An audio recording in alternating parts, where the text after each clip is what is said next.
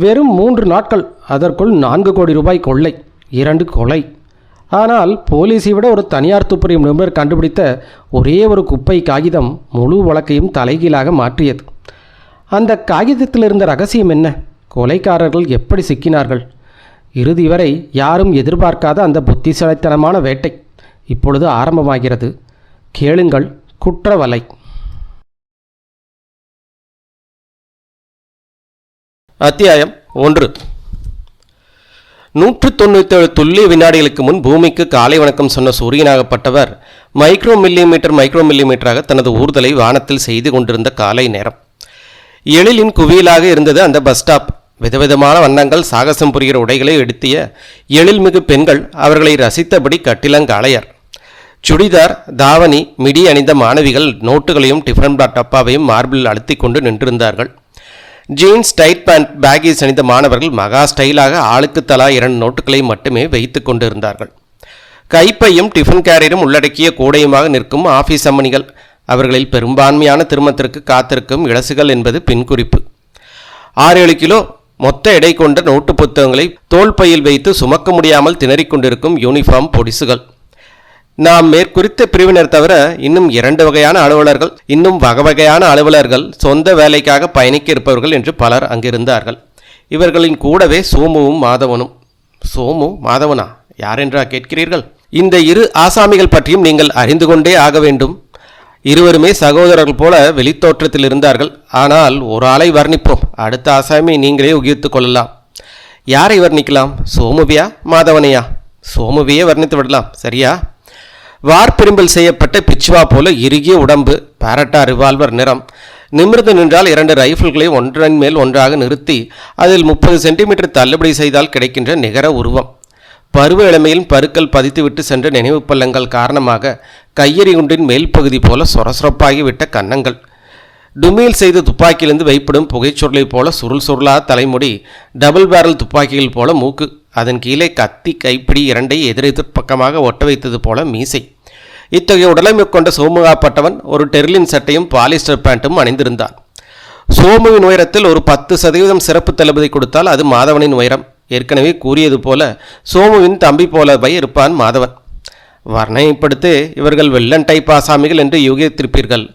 அதே, இருவரும் ஒருவருக்கொருவர் அறிமுகம் இல்லாதது போல பாவலா காட்டிக் கொண்டிருந்தார்கள். அந்த பஸ் ஸ்டாப்பில் நின்றிருந்த எல்லோருமே ஏக்கம் நிறைந்த பார்வையால் பஸ்ஸை எதிர்பார்த்து சாலையின் எல்லையை நோக்கி பதித்திருந்தார்கள். சோமு, மாதவன் நிற்பவர்களை பார்வையால் தடவல் செய்தார்கள். தொலைவில் பஸ் வரும் சத்தமும் தொடர்ந்து பஸ்ஸும் வந்தது. கூட்டம் அலர்ட் ஆனது. நெருங்கி வந்த அந்த பஸ் 5 அடல்ட்ஸ் ஒன்லி, அதாவது 5A. பஸ்ஸுக்காக காத்து நின்றவர்கள் பஸ்ஸின் வாசலை குறிவைத்து நகர்ந்தார்கள். மற்றவர்கள் ஏமாற்றி நழுவி பஸ் வாசலை அணுகும் தந்திரங்களை கையாண்டார்கள். அப்போதுதான் மாதவன் அந்த சமூக பணியை தொடங்கினான். எல்லாரும் பர்ஸு பணத்தை ஜாக்கிரதையாக வச்சுக்கோங்க, எல்லாம் பத்திரமா இருக்கான்னு பார்த்துக்கோங்க, பிட் பாக்கெட் இங்கே அதிகமாகிடுச்சு, பணம் ஜாக்கிரதை. பஸ்ஸை நோக்கி நகர்ந்தார்கள். அனிச்சையாக பணம் வைத்திருந்த தங்கள் பைகளை தொட்டு பார்த்து கொண்டார்கள். அதை மகா கவனமாக பார்த்து கணக்கிட்டான் சோமு. மனதுக்குள் டிக்கடித்தான்.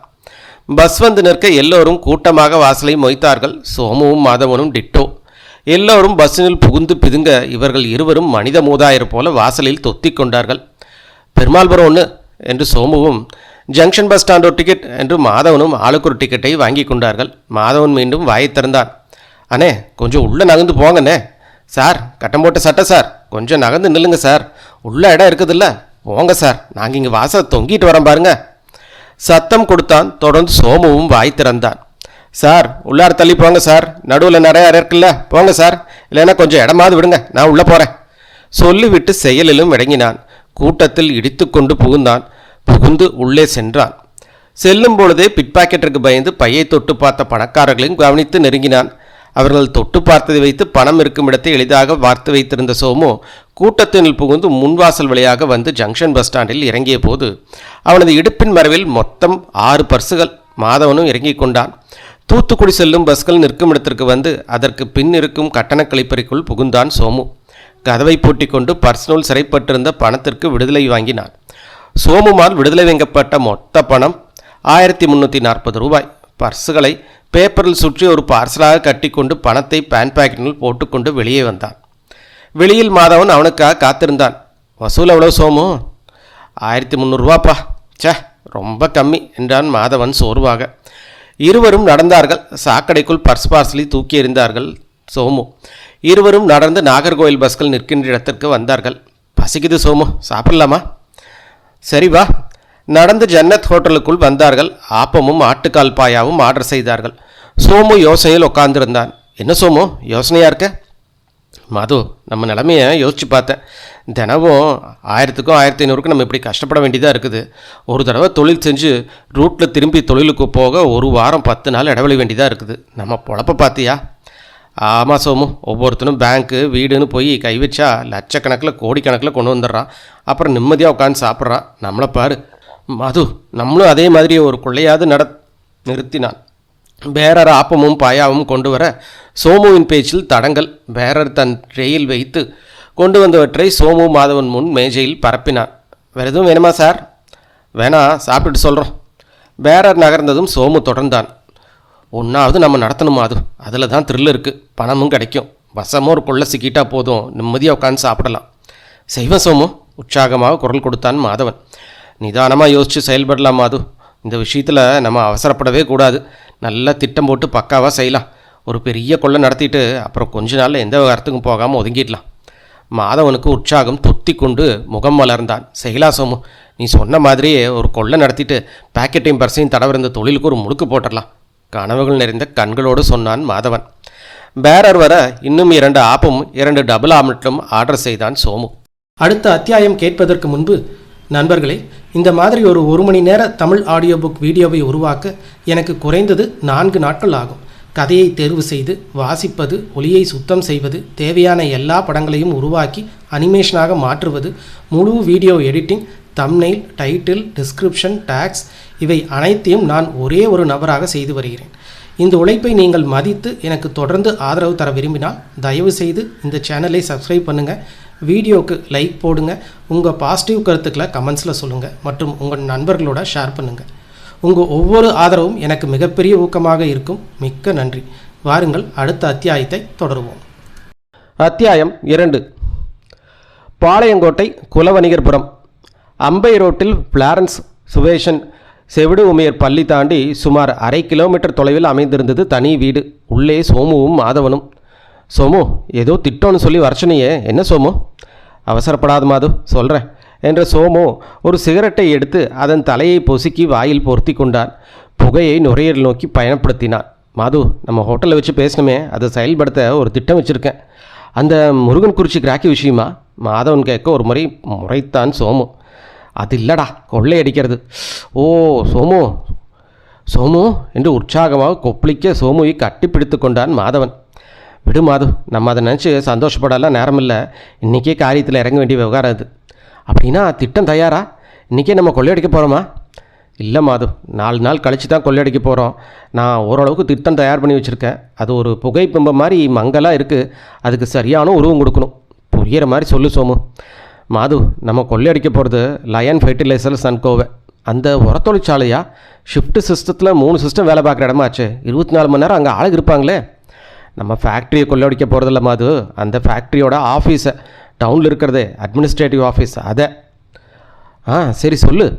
அங்கே ஒவ்வொரு மாதம் முதல் தேதியில் தொழிலாளர்களுக்கு சம்பளம் போடுவாங்க. ஆனால் கடைசி தேதி பேங்க் லீவுனா அதுக்கு முந்தின நாளே பேங்க்லேருந்து பணத்தை எடுத்துருவாங்க. இந்த மாதம் கடைசி தேதி பாரு, பேங்க் லீவு. ஆமாம், இப்போ புரியுது சோமு. 29ஆம் தேதி பணம் எடுத்துகிட்டு அதை இந்த ஆஃபீஸில் வச்சுருவாங்க. அடுத்த நாள் தான் சம்பளம் பட்டுவாடா. அதுக்குள்ளே நம்ம அந்த பணத்தை ராவடி போகிறோம், அப்படித்தானே? அதே. இன்றைக்கி தேதி 25. இன்றைக்கும் சேர்த்து நம்மளுக்கு மொத்தம் 4 நாள் டைம் இருக்குது. இந்த 4 நாள் நம்ம ஒருத்தர் மாற்றி ஒருத்தர் இந்த ஆஃபீஸை கண்காணிக்கணும். ஒரு வினாடி கூட விடாமல் மாற்றி மாற்றி கண்காணிக்கணும். இந்த ஆஃபீஸ் நடைமுறை, அங்கே இருக்கிற ஊழியர்களோட நடவடிக்கை, அவங்க பழக்கவழக்கம், அந்த ஆஃபீஸ்க்கு இருக்கிற காவல் ஏற்பாடுகள் எல்லாம் இம்மி கூட விடாமல் கண்காணிக்கணும். என்னோடய மனசில் இருக்கிற இந்த திட்டம் நான் இந்த விஷயங்களில் பொருத்தி பார்ப்பேன். எந்தெந்த இடத்துல திட்டத்தில் ஓட்ட விழுதுன்னு பார்த்து அந்தந்த இடத்த சரி பண்ணுவேன். இதுக்கு நம்ம 4 நாள் செலவு செய்ய போகிறோம். 5ஆவது நாள் பகலில் முன்னேற்பாடுகள், ராத்திரி வெற்றிகரமான கொள்ளை. மூச்சு விடாமல் சொன்னான் சோமு. வாயை பிளந்து கேட்டு கொண்டிருந்தான் மாது. சோமு, நான் என்ன செய்யணும்? ஆரம்பத்திலேருந்து கடைசி வரைக்கும் எனக்கு ஒத்துழைப்பு தரணும் மாறு. இந்த கொள்ளையை நம்ம 2 பேரும் சேர்ந்து தான் செய்ய போகிறோம். முதல்ல இந்த கண்காணிப்பு, ராத்திரி பகல் 2 நேரமும் நம்ம இந்த இடத்த விட்டு அசையக்கூடாது. அந்த ஆஃபீஸை 100% கண்காணிப்பில் வைக்கணும். சரி, ஆளுக்கு 6 மணி நேரம் கணக்கு வச்சுக்கலாம். ஒருத்தர் மாற்றி ஒருத்தர் ஷிஃப்ட்டு சிஸ்டத்தில் கண்காணிப்பு நடத்தலாம். ஒரு நாளைக்கு 4 ஷிஃப்ட்டு. சரி, ஆனால் எங்கேருந்து கண்காணிக்கிறது? அதுக்கு தனி திட்டம் இருக்குது மானு. நம்ம 2-3 வேஷம் போடணும். அந்த உரத்தொழிற்சாலை ஆஃபீஸுக்கு எதிர்த்தாப்பில் கொஞ்சம் தள்ளி ஒரு ஹை ஸ்கூல் இருக்குது பாரு. ஆமாம், சாப்டர் ஹை ஸ்கூலு. அதுதான். அந்த ஹை ஸ்கூல் வாசலில் மிட்டாய் விற்கிற ஆள் மாதிரி பகலில் இருக்கலாம். இது தவிர ஹை ஸ்கூலுக்கு வலது பக்கம் தாலுக்கா ஆஃபீஸ் இருக்குது. அந்த வாசலில் பிச்சைக்கார மாதிரி பகலில் இருக்கலாம். ராத்திரி அங்கேயே முடங்கி படுத்துக்கலாம். ஆக யாருக்கும் சந்தேகம் வராத மாதிரி அந்த பக்கம் சுற்றி சுற்றி நடமாடணும். புரியுது சோமு. அந்த 2 இடமும் அந்த ஆஃபீஸ்க்கு எதிராக இருந்து கண்காணிக்க ரொம்ப வசதியாக தான் இருக்கும். சோமு தலையசைத்து ஆமோதித்தான். பிடித்து கொண்டிருந்த சிகரெட் முடிந்து போய்விட அடுத்தது அதிலேயே பற்ற வைத்து கொண்டு தொடர்ந்தான். மது, 1 மணிலேருந்து 7 மணி வரைக்கும் ஒரு ஷிஃப்ட்டு, 7 மணிலேருந்து 1 மணி வரைக்கும் அடுத்த ஷிஃப்ட்டுன்னு வச்சுக்கோ. 1 to 7 ஷிஃப்ட்டை நான் பார்த்துக்கிறேன். 7 to 1 ஷிஃப்ட்டை நீ கவனிச்சிக்கோ. சரி சோமு. நான் 2 வியாபாரி, ஒரு பிச்சைக்காரனும் 3 வேஷம் போட போகிறேன். நீ பிச்சைக்கார வேஷம் மட்டும் போடு. இன்னொரு விஷயம், நம்ம 2 பேரும் இந்த கண்காணிப்பு வேலையை 28ஆம் தேதி சாயங்காலம் வரைக்கும் செய்கிறோம். 28ஆம் தேதி சாயங்காலம் இதே வீட்டுக்கு திரும்ப சந்திக்கிறோம். 28ஆம் தேதி ராத்திரி முழுக்க ரெஸ்ட் எடுக்கிறோம். 29ஆம் தேதி செயல்படுத்துகிறோம். மாதவன் மகிழ்ச்சியாக தலையசைத்தான். சோமு, நீ 2 வியாபாரி வேஷம் போடுறேன்னு சொன்னியே, எப்படி? ஒன்று மிட்டாய் வியாபாரி, இன்னொன்று பலூன் வியாபாரி. ஏன் தெரியுமா மாது? சொல்லு. மிட்டாய் வியாபாரம் வேஷம் போட்டு 4-5 பாட்டிலில் மிட்டாய் கமர்க்கட்டு வச்சுட்டு ஸ்கூல் காம்பவுண்ட் ஓரமாக உட்காந்துக்கலாம். கூடவே கொஞ்சம் கடலை, நெல்லிக்காய், சோளக்கதிரும் வச்சுக்கலாம். இது தூரத்துலேருந்து கண்காணிக்க. மறுநாள் பலூன் கொண்டு வருவேன். நடமாடி விற்கலாம். அப்போ நடமாடும்போது அந்த ஆஃபீஸ் நெருங்கி போய் கண்காணிக்கலாம். ஆஃபீஸ்க்குள்ளே ஒரு பார்வையும் பார்த்துடலாம் பாரு. சூப்பர் சோமு. சரி, நான் பிச்சைக்கார வேஷம் மட்டும் போட்டால் போதுமா? போதுமா? அது உனக்கு வேறு ஏதாவது சந்தேகம் இருக்கா? இன்னும் நீ திட்டத்தை சொல்லியே சோமு. நம்ம கண்காணிப்பு விவகாரங்கள்லாம் முடியட்டும், அப்புறம் சொல்கிறேன். இப்போது இந்த கண்காணிப்பு விவகாரத்தில் உனக்கு ஏதாவது சந்தேகம் இருக்குதா மாது? எக்காரணத்து கொண்டும் இந்த 4 நாளில் நான் கூட பேசக்கூடாதா சோமு? சோமு லேசாக சிரித்தான். இது என்ன சின்ன பிள்ளை மாதிரி கேள்வி? ரொம்ப அத்தியாவசியம்னா வா, கடலை வாங்குற மாதிரி, பலூன் வாங்குற மாதிரி வா, ஏதாவது சாக்கு வச்சுட்டு வா, வந்து பேசு. சரிதானே? சரி சோமு. திட்டத்தில் வேறு ஏதாவது சந்தேகம்? திட்டத்தில் இல்லை, தனிப்பட்ட வகையில் ஒரு சந்தேகம். சோமு புருவத்தை உயர்த்தினான். என்ன? நம்ம கொள்ளையடிக்க போகிறோமே, பணம் எவ்வளோ ரூபா சோமு? துல்லியமாக சொல்கிறேன், ஒரு நிமிஷம் இரு. சோமு தன் பேன் பாக்கெட்டை தொலைவி சின்ன டைரி எடுத்தான். பக்கங்களை புரட்டினான். மது, அந்த ஃபேக்ட்ரியில் ஆஃபீஸர் ரேங்கில் இருக்கிறவங்களோட பணத்தை மேனேஜ்மெண்ட் நேரடியாக அவங்கவுங்க அக்கௌண்ட்லேயே பேங்க்கில் போட்டுட்டாங்க. கிளரிக்கல் ஸ்டாஃப் மற்ற தொழிலாளர்கள் சம்பளம் தான் பணம் பட்டவாடாக பண்ணுறாங்க. இப்போது அங்கே 30ஆம் தேதி சம்பளம் வாங்குறதுக்காக காத்துட்ருக்க ஊழியர்களோட எண்ணிக்கை 611. அவங்களோட மொத்த சம்பளம் 4,33,863 ரூபா. இதில் பிடிச்சமெல்லாம் போக 4 கோடி ரூபா ஏறக்குறைய வரும், எடுத்து வச்சுருப்பாங்க ரொக்கமாக. இது தவிர ஆஃபீஸில் அன்றாட செலவுகளுக்காக அது தனியாக ஒரு 50,000 ரூபா இருக்கும். அதுவும் கூட கூட்டிக்கோ. போதுமா? கண்கள் இரண்டிலும் பிரமிப்பு வெளியே சோமுவை பார்த்தான் மாதவன். இவ்வளோ துல்லியமாக புள்ளிவர சேகரிச்சிருக்கே சோமு. நீ எல்லாம் இந்த தமிழ்நாட்டு போலீஸ்க்கு எதிராக பிறந்திருக்கக்கூடாது சோமு. அப்புறம் ஸ்காட்லாந்து யார்டு போலீஸ்க்கு எதிராக பிறந்திருக்கணும். சோமு சிரித்து கொண்டான். அது அவனுக்கு பெருமையாக இருந்தது. சரி, இப்போ மணி 3 ஆகுது. இது என்னோடய ஷிஃப்ட்டு. நான் புறப்படுறேன். நீ சரியாக 7 மணிக்கு பிச்சைக்காரனா அந்த பக்கம் வந்துடு. ராத்திரி போர்வை, செலவுக்கு பணம் எல்லாம் வச்சுக்கோ. பணம் தான் ஞாபகம் வருது. நம்ம பேச வேண்டிய ஒரு விஷயத்த பேச மறந்துட்டோமா? அது என்னது? அது பண விவகாரம் தான். பண விவகாரமா? ஆமாம், பங்கு வச்சுக்கிறது. ஏன்னா எல்லா கதையிலும் பெரும்பாலும் நம்மளை மாதிரி அண்டர்கிரவுண்ட் ஆசாமிகள் கடையில் பெரிய தகராறு எல்லாம் இந்த பணப்பங்கீட்டில் தான் வருது இல்லையா? அதனால் இப்போவே பேசி முடிச்சுக்கலாமா? அது இதில் என்ன இருக்குது சோமு? நம்ம 2 பேருமே இன்றைக்கி நேற்றா ஒன்றா சேர்ந்துருக்கோம். சின்ன வயசுலேருந்தே நம்ம ஒன்றா தானே இருக்கோம். நமக்குள்ளே என்றைக்காவது பணப்பிரச்சனை வந்திருக்கா சோமு? சோமு கையில் இந்த சிகரெட் முடிந்து விட காலின் கீழே போட்டு அதை நசுக்கினான். மாது, நீ சொல்கிறது ரொம்ப சரி. ஆனால் முன்ன நிலமை வேறு, இப்போ நிலமை வேறு. முன்ன நம்ம அடுத்தவங்க பைய தடவி 500, 1000 பெட் பாக்கெட் அடித்தோம். அது 3 டிஜிட்டு 4 டிஜிட் வர்ற தொகை. ஆனால் இப்போது நம்ம திட்டம் போடுறது 8 டிஜிட் வர தொகைக்கு. இதில் பொருளை போகிறது கோடிக்கணக்கான பணம். அதனால் இந்த விஷயத்தை இப்போவே பேசுகிறது நல்லது. சரி சோமு, நீயே சொல்லு, எனக்கு எவ்வளவு? மாதவ், நம்ம கொள்ளடிக்க போகிற பணம் கிட்டத்தட்ட 4 கோடி ரூபாய் இருக்கும். இதில் நம்ம செலவு ஒரு கோடியாவது பண்ணணும். எப்படியும் சில ஆசாமியை பணத்தால் அடித்தா நாம் பின்னாடி பாதுகாப்பாக இருக்கலாம். இதுக்கு 1 கோடி தள்ளு, மீதி 3 கோடி இருக்குது. உனக்கு எவ்வளோ வேணாலும் நீயே கேளு மாது. என்னோட பலம் எனக்கு தெரியும் சோமு. அதே மாதிரி உன்னோட திறமையும் செயல்பாடும் எனக்கு தெரியும். நான் அதிகமாக ஆசைப்படல. எனக்கு ஒரு 50 லட்சம் தந்துடு. சோமு சிரித்தான். மாது, நான் ஏற்கனவே உனக்கு ஒரு தொகை முடிவு பண்ணிட்டேன். எவ்வளவு தெரியுமா? சோமையை பார்த்து கேள்வியாக ஒரு பார்வை பார்த்தான் மாது. 1 கோடி ரூபாய். இந்த கொள்ளை முடிஞ்ச மறுநாள் நீ கோடீஸ்வரன். குபீரென மலர்ந்தான் மாதவன். அத்தியாயம் 3. மணி சத்தத்திற்காக மாணவர்கள் தவமிருக்க ஆரம்பித்த இந்த கடைசி பீரியட்.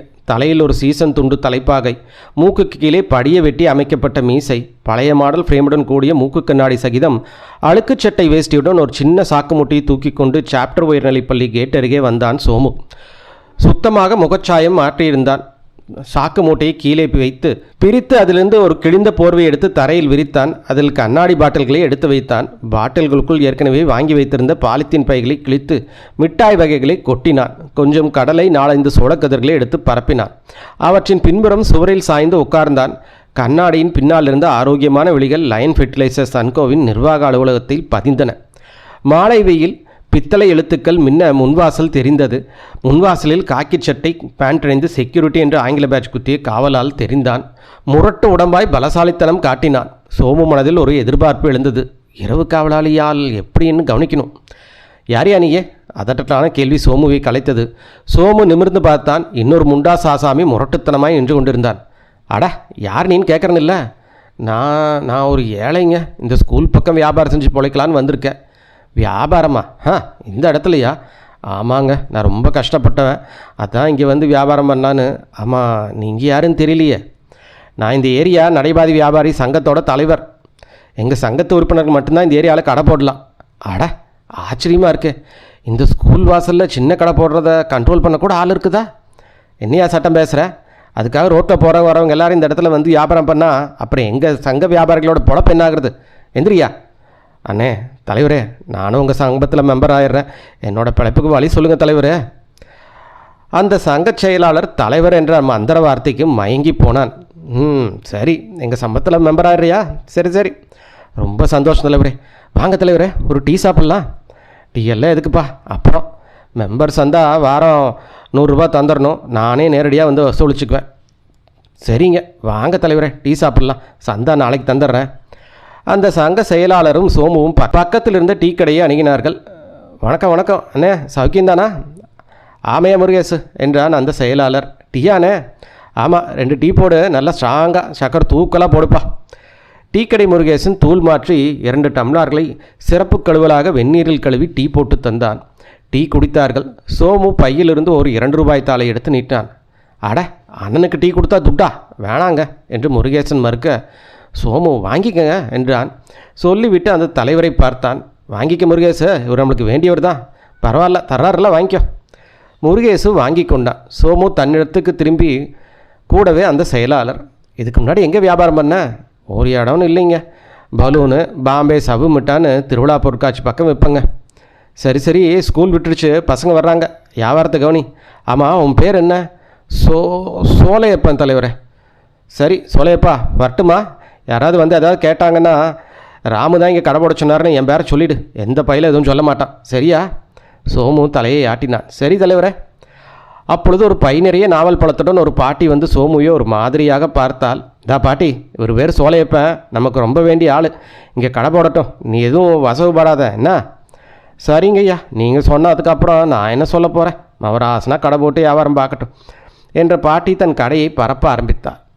ராமு எனப்படும் அந்த சங்க செயலாளர் நடந்து போய்விட்டான். தன் சட்டை பழையை துளாவி சிகரெட் எடுத்து பற்ற வைத்து கொண்ட சோமு வியாபாரத்தில் அக்கறை காட்டாமல் எதிர்ப்புற அலுவலகத்தை கவனிக்க ஆரம்பித்தான். பாட்டு அவனை பொறாமையாய் பார்த்தான். இப்படியாகத்தான் சோமுவின் முதல் கட்ட பணி அன்று வெற்றிகரமாக தொடங்கியது. சோமு கண்காணிக்க போது கிடைத்த விவரங்கள் பின்வருமாறு. 1.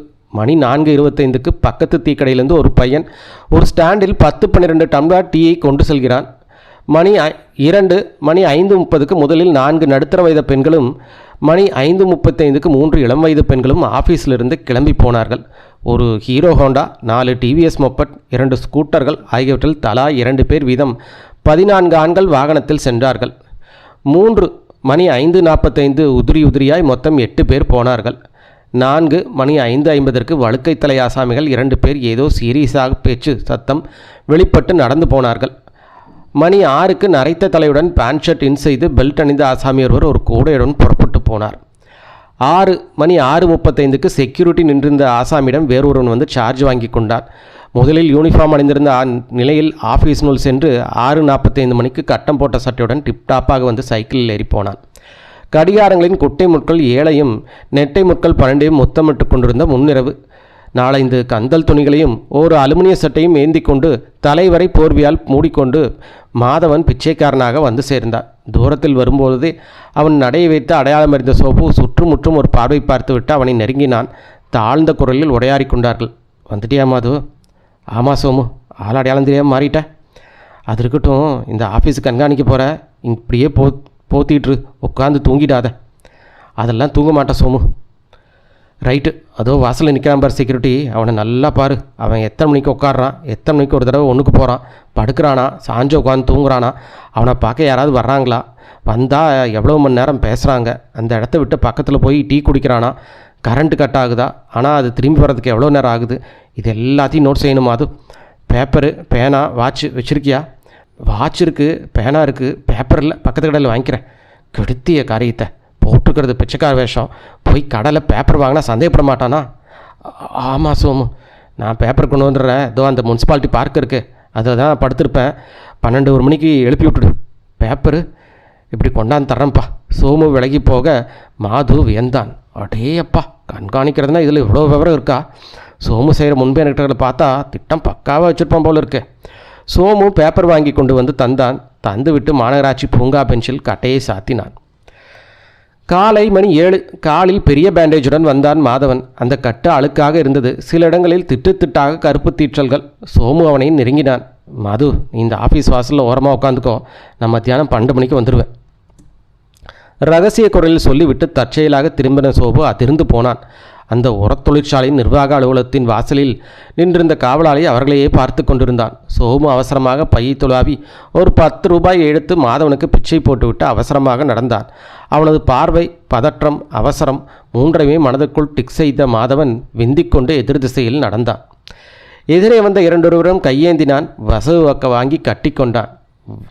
விடிஞ்சு மணி 7 ஆகலை, அதுக்குள்ளே பிச்சை எடுக்க வந்துட்டான் பார். காலங்காத்தால் ஒரு நல்ல காரியத்துக்கு போனால் எதுக்கு வரதை பார், போயா தூர, எல்லாம் நேரண்டா என்று மனசுக்குள் நினைத்து கொண்டு ரோட்டை கடந்து எதிர் பிளாட்ஃபார்மை தொட்டு லயன் ஃபெர்டிலைசர் அன்கோவை சமீபித்தான். அங்கே பிளாட்ஃபார்ம் துணியை விரித்து வைத்து கொண்டு உட்கார்ந்தான். நேரம் நிற்காமல் நகர்ந்து கொண்டிருந்தது. 9:45 மணிக்கு மேல் அந்த ஆஃபீஸ்க்கு ஊழியர் வளர தொடங்கினார்கள். அதை கவனித்து கொண்டிருந்தான். விரிக்கப்பட்ட துண்டில் சில காசுகள் விழுந்திருந்தன. சரியாக 11 மணிக்கு அந்த பெண் 21 மெழுகுவர்த்திகளை கொண்ட கேக்கை வெட்டி பிறந்தநாள் கொண்டாடும் தகுதி படைத்தவள். ஆண்கள் கல்லூரி வாசல் ஒன்றில் வழியாக நடந்து சென்றால் அங்கிருந்த அத்தனை ஜோடி கண்களும் ஈர்க்கக்கூடிய அழகு படைத்தவள். ஆசீர்வாதிக்கப்பட்ட ஒரு நிமிடத்தில் ஜனித்து பிரம்மன் நல்ல மனநிலை இருந்தபோது அவனால் வடிவமைக்கப்பட்டவள். தேன், வெண்ணெய், சந்தன குழம்பு ஆகிய மூலப்பொருட்களை கொண்டு தேவதையின் அச்சில் வார்க்கப்பட்ட உயிர்ச்சிலை போன்றவள்.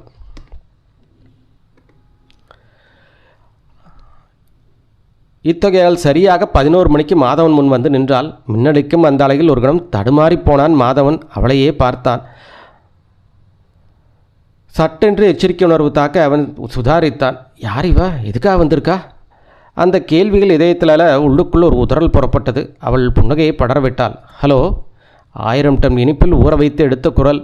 மற்ற நேரம் என்றால் செமையாக ரசித்திருப்பான். இப்பொழுது இருக்கும் விசையில் அவளை குழப்பமாக பார்த்தான். என் பேர் ஹேமா, மதுரை சமூக பணி கல்லூரியில் MA சமூக பணி படிக்கிற 2வது வருஷம். மாதவனுக்கு இன்னும் குழப்பம். யார் இவா, எதுக்காக வந்து என்கிட்ட சுயசரிதையெல்லாம் விவரிக்கிறா? MAல நாங்கள் ஒரு ஆராய்ச்சி கட்டுரை எழுதணும். நான் தமிழ்நாட்டு பிச்சைக்காரங்க சமுதாயத்தில் எழுதுகிற பிரச்சனைகள், அவங்களோட வாழ்க்கை அப்படிங்கிற தலைப்பில் ஆராய்ச்சி செய்கிறேன். மதுரை, திருச்சி, சேலம், கோயம்புத்தூர், திருநெல்வேலின்னு 5 ஊர்லேயும் தலா 20 பேரை சந்தித்து பேட்டி எடுத்து அந்த ஆராய்ச்சி கட்டுரையை எழுதுகிறேன். திருநெல்வேலியில் நான் சந்திக்கிற 8வது பிச்சைக்காரர் நீங்கள். ஹேமா ஒரு 10 ரூபாய் தாளை எடுத்து மாதவன் முன் விரிக்கப்பட்டிருந்த துண்டின் மேல் வைத்து அது பறந்து போகாமல் இருக்க சில 10 பைசாவைகளை எடுத்து வெயிட்டை வைத்தாள். மாதவனை நோக்கி மீண்டும் ஒரு புன்சிரிப்பு. இந்த 10 ரூபாய் உங்களுக்கு தான். பேட்டி முடிஞ்சதுக்கப்புறம் நான் எடுத்துகிட்டு போயிட மாட்டேன். நான் கேட்குற கேள்விகளுக்கு உண்மையாக பதில் சொல்வீங்களா? லேப்டாப் என சீரான இதய துடிப்பு. சீர் தப்பி தாறுமாறாக திடுக் திடுக்கென்று எகிர அடித்தது. இவள் உண்மையிலேயே ஆராய்ச்சி மாணவிதானா அல்லது போலீஸ் CID இருக்குமோ? இவன் என்ன கேட்க போகிறா? இவளுக்கு பதில் சொல்ல முடியுமா அல்லது தவிர்த்து விடலாமா? பதில் சொல்ல மறுத்தா சந்தேகப்படுவாளா? என்ன செய்வது என்று உறுதியாக முடிவுக்கு வராமல் நெஞ்சுக்குள் தடுமாறினான். அத்தியாயம் 4. பதில் சொல்ல மறுத்தால் சந்தேகப்படுவாளோ என்ன செய்வது என்ற உறுதியான முடிவுக்கு வராமல் நெஞ்சுக்குள் தடுமாறினான். என்ன இப்படி குழம்பு போய் பார்க்குறீங்க? ஆராய்ச்சிக்கு தானே நான் உங்ககிட்ட சில விவரங்கள் கேட்குறேன். இந்தாங்க, கூட ஒரு 5 ரூபா வேணா வச்சுக்கோங்க. அவள் தன் கைப்பையிலிருந்து இன்னொரு 5 ரூபாய் தாளையும் எடுத்து வைத்தாள். உங்கள் பேர்? மாணிக்கம். உங்கள் வீடு எங்கே இருக்குது? வீடு கிடையாதுங்க. இப்படி பார்க்கு, பிளாட்ஃபார்ம், பஸ் ஸ்டாண்டுன்னு படுத்துக்குவேன். உங்கள் அம்மா என்ன செய்கிறாங்க? செத்து போயிட்டாங்க. அவங்களும் பிச்சை எடுத்தாங்களா? அம்மா அப்பா நான் சின்ன வயசுலேயே செத்து போயிட்டாங்க. அவங்கள நான் பார்த்ததே கிடையாது. எனக்கு உறவுன்னு யாரும் இல்லை. அப்போ உங்களுக்கு மாணிக்கம்னு யார் பேர் வச்சது? மாதவன் அதிர்ந்து போனான். மடக்கிறாளே, இவகிட்ட மகா கவனமாக பேசணும் போல் இருக்கு. இன்னொருத்தர் வளர்த்துனார், அவர் பெற்ற பேர். அவர் பேர் என்ன? அவர் என்ன வேலை செஞ்சார்? அவர் பேர் ராப்பிச்சை. அவரும் பிச்சை எடுத்துக்கிட்டு இருந்தார். அப்போது நீங்கள் ஒரு பிச்சைக்காரரால் வளர்க்கப்பட்டனால தான் நீங்களும் பிச்சைக்காரராக உருவாக்கியிருக்கீங்க இல்லையா? இது என்ன கால் கட்டு? அவள் பார்வை மாதவனின் காலுக்கு போனது. அந்த பேண்டேஜை மொய்த்து கொண்டு இருந்தது. காலில் பெரிய பொண்ணு இருக்குது, ஆறவே மாட்டேங்குது. கை மருந்து வச்சு கட்டு போட்டிருக்கேன். ஆஸ்பத்திரிக்கெல்லாம் போகிறது இல்லையா? அங்கே நாங்கள் எப்படி தாகி போக முடியும்? அங்கே போனாலே எங்களை யார் கவனிக்கிறாங்க? என்றாள் ஹேமா. அவள் பார்வை அவனது காலிலிருந்து கட்டு போகும்போது மீண்டும் முகம் சுளித்தாள். நான் இதுக்கு முன்னாடி சில பிச்சைக்காரங்களை பார்த்துருக்கேன். அவங்க ஒரு விஷயம் சொன்னாங்க. அவங்க எல்லாத்துக்கும் தலைவர்னு ஒரு ரவுடி இருக்கானாமா. அவங்க பிச்சை எடுக்க சம்பாதிக்கிற காசு முழுக்க அவங்ககிட்ட கொடுத்துணுமாமா. அவன் உங்களுக்கு சாப்பாடு போட்டு அவங்களுக்கு தேவையான கவனிச்சுக்குவானாமா. அந்த மாதிரி உங்களுக்கு ஒரு லீடர் உண்டா? அவன் பேர் என்ன? நான் தனிங்க. நான் எப்பவும் இங்கே இருந்ததில்லை. 2 நாள் இங்கே, 3 நாள் வேறு இடத்துல, அப்புறம் இன்னொரு ஊருக்கு போயிட்டே இருப்பேன். அப்படியா என்றவள் அடுத்த கேள்விக்கு தாவினாள். உங்களுக்கு சராசரியாக ஒரு நாளைக்கு எவ்வளோ காசு கிடைக்கும்? எப்பவும் ஒரே மாதிரியே கிடைக்கிறது இல்லைங்க. ஒரு நாளைக்கு 20 ரூபா 30 ரூபா கிடைக்கும். இன்னொரு நாளைக்கு 100 ரூபா 150 ரூபா கிடைக்கும். திருவிழா சமயம்னா அதிகம். ஞாயிற்றுக்கிழமை சர்ச்சு வாசல் உட்காந்தா ஒரு 100 150 ரூபா வரைக்கும் கிடைக்குங்க. நீங்கள் பலவிதமான மனிதர்களை பார்த்துருப்பீங்க இல்லையா? பணக்காரங்க, வேலை பார்க்குறவங்க, இப்படி அவங்கள மாதிரி நம்ம வாழ முடியலன்னு உங்கள் மனசில் ஏக்க வருதுண்டா? பிச்சைக்காரனாலும் நானும் ஒரு மனசுந்தானம்மா. ரொம்ப தேங்க்ஸுங்க. ஒரே ஒரு ஃபோட்டோ எடுத்துக்கிறேனே. ஹேமா அவனது பதிலை எதிர்பார்க்காமல் தனது பையிலிருந்து போர்ட்டபிள் மெனால்டோவை எடுத்தால். மாதவன் பதறினான். ஏதோ ஆராய்ச்சி படிப்பு அது இதுன்னு சொல்கிறாளேன்னு அவள் கேட்ட கேள்விக்கு பதில் சொல்லிட்டு இருந்தப்போ இப்போ திடீர்னு ஃபோட்டோ அது இதுன்னு சிக்கலை உருவாக்குறாளே. வேணாங்க, ஃபோட்டோ எடுக்க வேணாங்க. ஏன்? மாதவன் பதில் சொல்வது என்றே தெரியாமல் மனசுக்குள் திடுக் திடுக் என்று தின்றார். நான் இது வரைக்கும் ஃபோட்டோ எடுத்ததில்லை. வேணாம், ஃபோட்டோ எடுக்காதீங்க. அட, ஃபோட்டோ எடுக்கிறது ஒன்றும் நீங்கள் ஒன்றும் குறைஞ்சி போயிட மாட்டீங்க. ஃபோட்டோ எடுத்தால் ஆயுஸ் குறையுங்கிறதெல்லாம் மூட நம்பிக்கை. சொல்லிக்கொண்டே படு கேஷுவலாக இடது கண்ணுக்கு கொண்டு சென்றால் கேமராவை. வலது கண்ணை மூடிக்கொண்டு வியூ ஃபைண்டர் வழியாக அவனை பார்த்தாள். அவன் தலையை மிக குனிந்து கொண்டு கைகளால் முகத்தை மூடிக்கொண்டான். ஹேமாவுக்கு ஆச்சரியமாக இருந்தது. இவன் ஃபோட்டோன்னு இப்படி பதறான்? ரைட், எடுத்தாச்சு, ஃபோட்டோ எடுத்தாச்சு என்று ஹேமா பொய் சொல்ல மாதவன் தன் கைகளை முகத்திலிருந்து விலக்கி அனிச்சையாக நிமிர்ந்தான். ஹேமா பட்டனை அழித்தால். கிளிக் என்று பளிச்சடித்தது ஃப்ளாஷ். என்ன இது? மாதவன் அதிர்ந்து போய் கூச்சலிட்டான். ஒரு ஃபோட்டோ எடுத்து தான் கோச்சிக்கிறீங்களே. இதுக்கு வேணால் இன்னொரு 10 வச்சுக்கோங்க என்று ஒரு 10 ரூபா தாளை கொடுத்து விட்டு நிமிர்ந்தாள். மாதவன் எக்கச்சக்கமாக அதிர்ந்து போயிருந்தான். அவளை தடுக்க வேண்டும் என்ற உணவு அவனுக்குள் அசுரத்தனமாக எழுந்தது. அவள் ஃபோட்டோ எடுத்துவிட்டு போகிறாள். இது எவ்வளவு பெரிய தடயம்! இது பின்னாளில் ஏகப்பட்ட பிரச்சனையை தோற்றுவிக்கக்கூடும். அவளை எப்படியாவது தடுத்து விட வேண்டுமே. மாதவன் துண்டில் கிடந்த சில்லறைகளும் அவள் கொடுத்த ரூபாய் நோட்டுகளையும் பொறுக்கிக் கொண்டான். உள் சட்டை பையில் பத்திரப்படுத்தி கொண்டான். துண்டை எடுத்துக்கொண்டு எழுந்தான். காலில் போட்டிருந்த கட்டு மகாகணமாக தோன்றியது. நடப்பதை சிரமப்படுத்தி தடுமாறி பின் கால் ஊன்றினான். ஹேமா சென்ற திசையை நோக்கினான். அதிர்ந்தான். அவளை காணவில்லை. கண்ணால் இயன்ற தூரத்துக்கு பார்வை வீசினால் அவள் இல்லை. எங்கே போய்விட்டாள்? பஸ்ஸோ ஆட்டோவோ பிடித்து சென்று விட்டாளா என்ன? தன் அருகே போன ஒரு ஆசாமியிடம் நேரம் கேட்டான். மணி என்ன ஆகுது சார்? 12:50 சொல்லி அவன் போய்கொண்டே இருந்தான். அப்படின்னா சோமு வர நேரம் நெருங்கிடுச்சு. சோமு விட்டு வரன்னு சொல்லி ஏதாவது யோசிக்கலாம். தான் அவளுடன் பேசுனதே முட்டாள்தனமான செயலாக தோன்றியது அவனுக்கு. ஃபோட்டோவும் எடுத்துட்டா. எவ்வளோ பெரிய சிக்கலில் மாட்டியிருக்கும். பதறினான் மாதவன். நேரம் அதிகமாக அவன் பதட்டம் எகிரிக்கொண்டே போனது. சோமு வரவே இல்லையே. சோமு என்னானா? அவன் ஏன் வரல? அவனுக்கும் ஏதாவது சிக்கல் வந்துருச்சா? மாதவனால் அங்கு நிற்க முடியவில்லை. அந்த இடத்தை விட்டு போகவும் முடியவில்லை. துடிப்பும் தவிப்புமாக சித்திரவதைப்பட்டு கொண்டிருந்தான். மாதவனின் பதற்றத்தையும் அச்சத்தையும் அதிகரிக்கக்கூடிய இன்னொரு சந்தேகமும் அவன் மனதில் எழுந்தது. அவள் உண்மையிலேயே மாணவிதானா? ஏதாவது போலீஸ் சம்மந்தப்பட்ட பொண்ணா? அவள் பேர் ஹேமானா. மதுரை சமூக பணி கல்லூரியில் எம்ஏ படிக்கிறதா சொன்னான். ஆனால் ஃபோட்டோ எடுத்தது எதனால்? எம்ஏ ஆராய்ச்சி மாணவி ஃபோட்டோ எடுக்க வேண்டிய அவசியம் என்ன? இவ ஆராய்ச்சி மாணவி இல்லை, ஆராய்ச்சி மாணவி அப்படிங்கிற போர் வேலை வந்து தகவலை சேகரிச்சுட்டு போகிற போலீஸாலாக தான் இருக்கணும். இந்த சோமு இன்னும் வரலையா? இப்போ என்ன பண்ணுறது? எதுவும் புரியாமல் குழம்பினான். இதயத்தில் நிறைய லேப்டாப் படித்தது. உடலில் லிட்டராய் வேர்த்து வடிந்தான். அவன் பொறுமை 2 மணி 24 நிமிடங்கள் சோதிக்கப்பட்ட பின் ஒரு வழியாக சோமு மாதவனை நெருங்கினான். சோமு, ஒரு விபரீதம் நடந்து போச்சு. எம்ஏக்கு பிச்சைக்காரங்களை பற்றி ஆராய்ச்சி கட்டு எழுதுறதா ஒரு பொண்ணு வந்து என்கிட்ட பேசினா. மறுத்தா சந்தேகப்படுவாளேன்னு நினச்சி எனக்கு தெரிஞ்ச வரைக்கும் அவளை சமாளித்தேன். கடைசியில் என்ன ஃபோட்டோ எடுத்துகிட்டு போயிட்டா சோமு. எனக்கு ஒரே பயமாக இருக்குது. அவங்ககிட்ட உனக்கு என்ன பேச்சு? நான் பார்த்துட்டு தான் இருந்தேன். நீ அப்போவே வந்துட்டியா? நீ ஏதாவது விகாரம் பண்ணி வைக்க போகிறேன்னு பச்சி அடிச்சுது. அதனால தான் நான் 10 மணிக்கே வந்துட்டேன். வந்து பார்க்கல உட்காந்து உன்னையும் இந்த ஆஃபீஸையும் கவனிச்சிட்டு இருந்தேன். அவள் ஃபோட்டோ எடுத்துட்டாலே இப்போ என்ன செய்யறது? செய்ய வேண்டியதை நான் செஞ்சுட்டேன். அப்படின்னா அவளை ஃபாலோ பண்ணி போய் நம்ம தொழில் திறமையை காட்டினேன். உன்னை ஃபோட்டோ எடுத்த கேமரா இப்போ எங்கிட்ட. சோமு சொல்லவும் மாதவன் நிம்மதியாக பெருமூச்சு விட்டான்.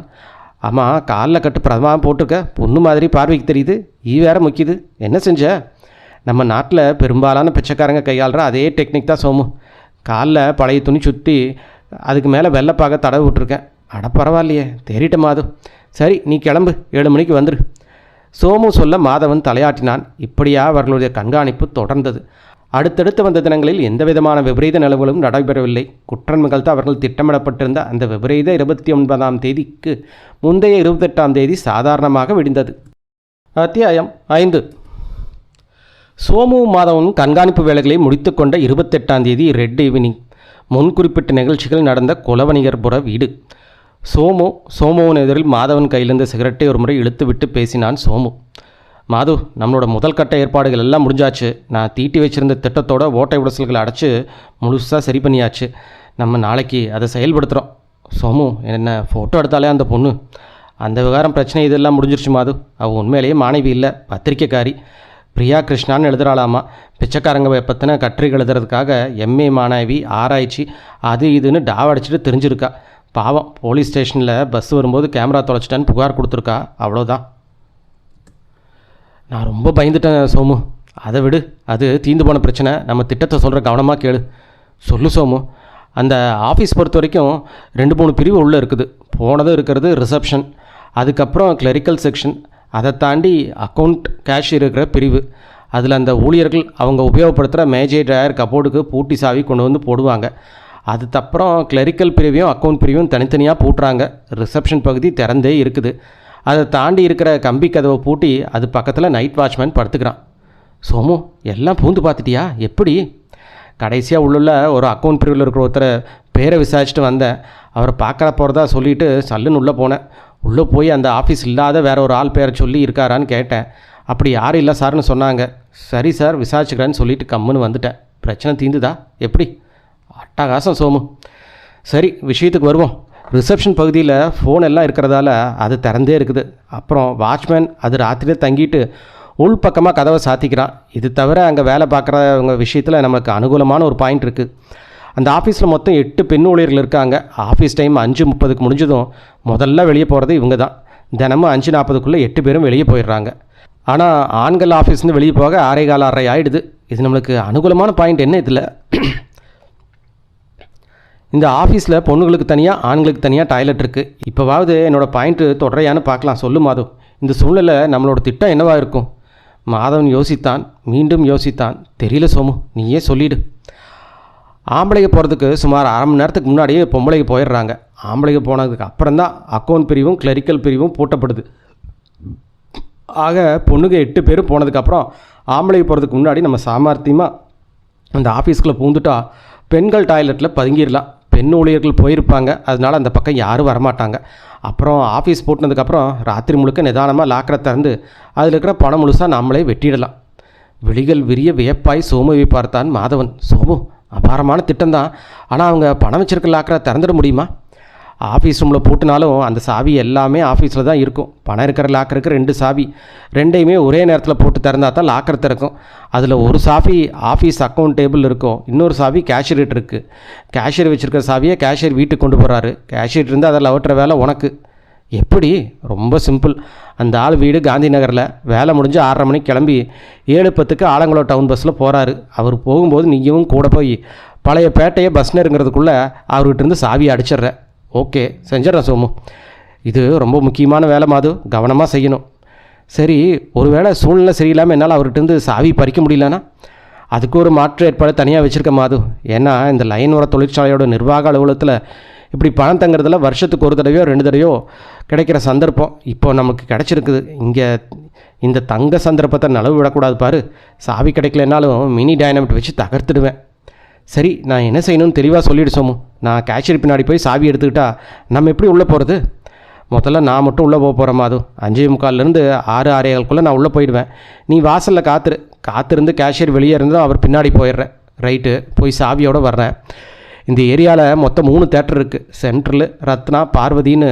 இந்த 3 தேட்டர்லேயும் செகண்ட் ஷோ முடிஞ்சு மக்கள் சலசலப்படங்க எப்படியும் 2 மணி ஆகிடும். அதனால் 2 மணிக்கு மேலே தான் நீ உள்ளே வரணும். எப்படி? ராத்திரி சரியாக 12:30 1 மணிக்கு ஒரு கூர்க்கா இந்த பக்கமாக சைக்கிளில் ரவுண்ட்ஸ் வர்றான். அவன் இந்த இடத்த தாண்டி இன்னும் அரை மணி நேரத்துக்கு அப்புறம் நீ உள்ளே வரணும்.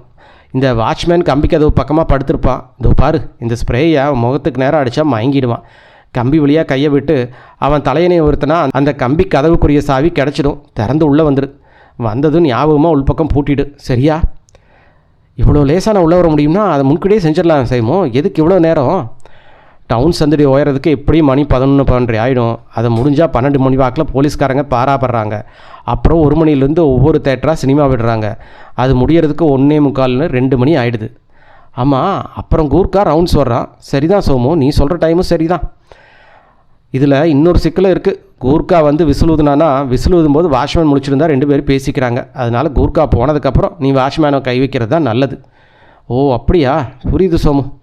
கவனம் எல்லாமே துல்லியமாக மகா கவனத்தோட அச்சரம் பெசகாமல் நடக்கணும். ஓகே, ரைட்ப்பா. இன்றைக்கி ராத்திரி நம்ம 2 பேரும் நல்லா தூங்க போகிறோம். இல்லைன்னா நாளைக்கு முடிச்சு காரியங்களை கவனிக்க முடியாது பாரு. ஆமாம் சோமு, நல்லா ரெஸ்ட் எடுத்தால் தான் முடியும். அவர்கள் ஓய்வெடுக்க தயாரானார்கள். சோமு, எனக்கு ஒரு சந்தேகம்.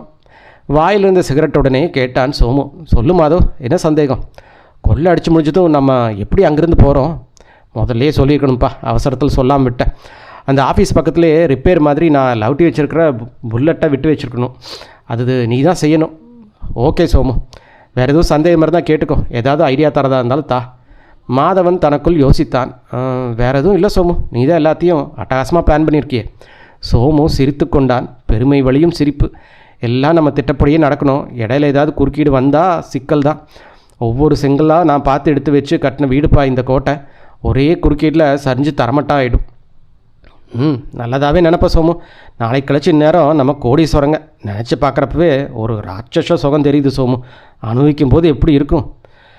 கனவுகள் வழியும் கண்களோடும் எதிர்பார்ப்பும் ஆர்வம் நிறைந்த நெஞ்சத்தோடும் அவர்கள் மறுநாளுக்காக காத்திருந்தார்கள். விபரீத இரவை பிரசவிக்கப் போகின்ற 29ஆம் தேதி காலை 8 மணிக்கே சோமுவும் மாதவனும் அந்த லயன் உரத் தொழிற்சாலை நிர்வாக அலுவலகத்தில் எதிர்ப்புறம் வந்து தயாராக இருந்தார்கள். சோமு அந்த அலுவலகத்துக்கு செல்லும் பெண்களை மட்டும் எண்ண ஆரம்பித்தான். முதல் பெண் 9:50க்கும், 2வது 3வது மற்றும் 4வது பெண்கள் ஒரு குழுவாக 9:53க்கும், 5வது பெண் 9:59க்கும், 6வது 7வது பெண் மற்றும் 10:02க்கும், 8வது 10:16க்கும் வந்து சேர்ந்தார்கள். சோமுவும் மாதவனும் கணக்கிட்டு கொண்டிருந்தார்கள். மாது, இன்னைக்கு 8 பொம்பளைகள் வந்தாச்சு, ஒருத்தி கூட லீவ் இல்லை. அவர்கள் இன்னும் கவனித்தார்கள். சரியாக 1 மணிக்கு ஒரு அம்பாசிடர் வந்து அலுவலக வாசலில் பிரேக் இட்டது. அதன் பின்பக்க வழியாக 2 பேர் இறங்கினார்கள்.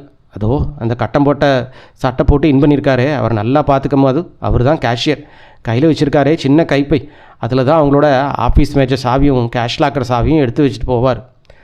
கவனிச்சிட்டேன். அவர் போகிறப்ப ஆலங்குளம் பஸ் ஸ்டாப்பில் இனி கவனிச்சிட்றேன். டிரைவரும் இறங்கினார். டிக்கி திறக்கப்பட அலுவலக பணியாளர்கள் 2 வந்து அதிலிருந்து ஒரு ட்ரங்க் பெட்டியை இறக்கினார்கள். சோமு, நம்ம சொத்து போகுதுப்பா சொன்ன மாதவன் அந்த பெட்டியை பேராசையோடு பார்த்தான். செல்வ பெட்டகமே, போகிறாயா? போ, இரவில் வருகிறோம், எங்களுக்கு சொந்தமாக்கி கொள்ள என்று சொல்லிவிட்டு மாதவன் சோமுவை பார்த்தான். சோமு, எப்படி என்னோட கவிதை? கவிதையா? ஆமாப்பா, புது கவிதை. இதை வார்த்தையாக எழுதுனா தான் புது கவிதை. சோமு மாதவனை ஒரு அற்ப பார்வையுடன் பார்த்தான். மௌனமானான். நேரம் மெல்ல நகர்ந்தது. மாது, மணி 2 ஆகுது. நீ போய் சாப்பிட்டுட்டு எனக்கு ஏதாவது பார்சல் வாங்கிட்டு வா.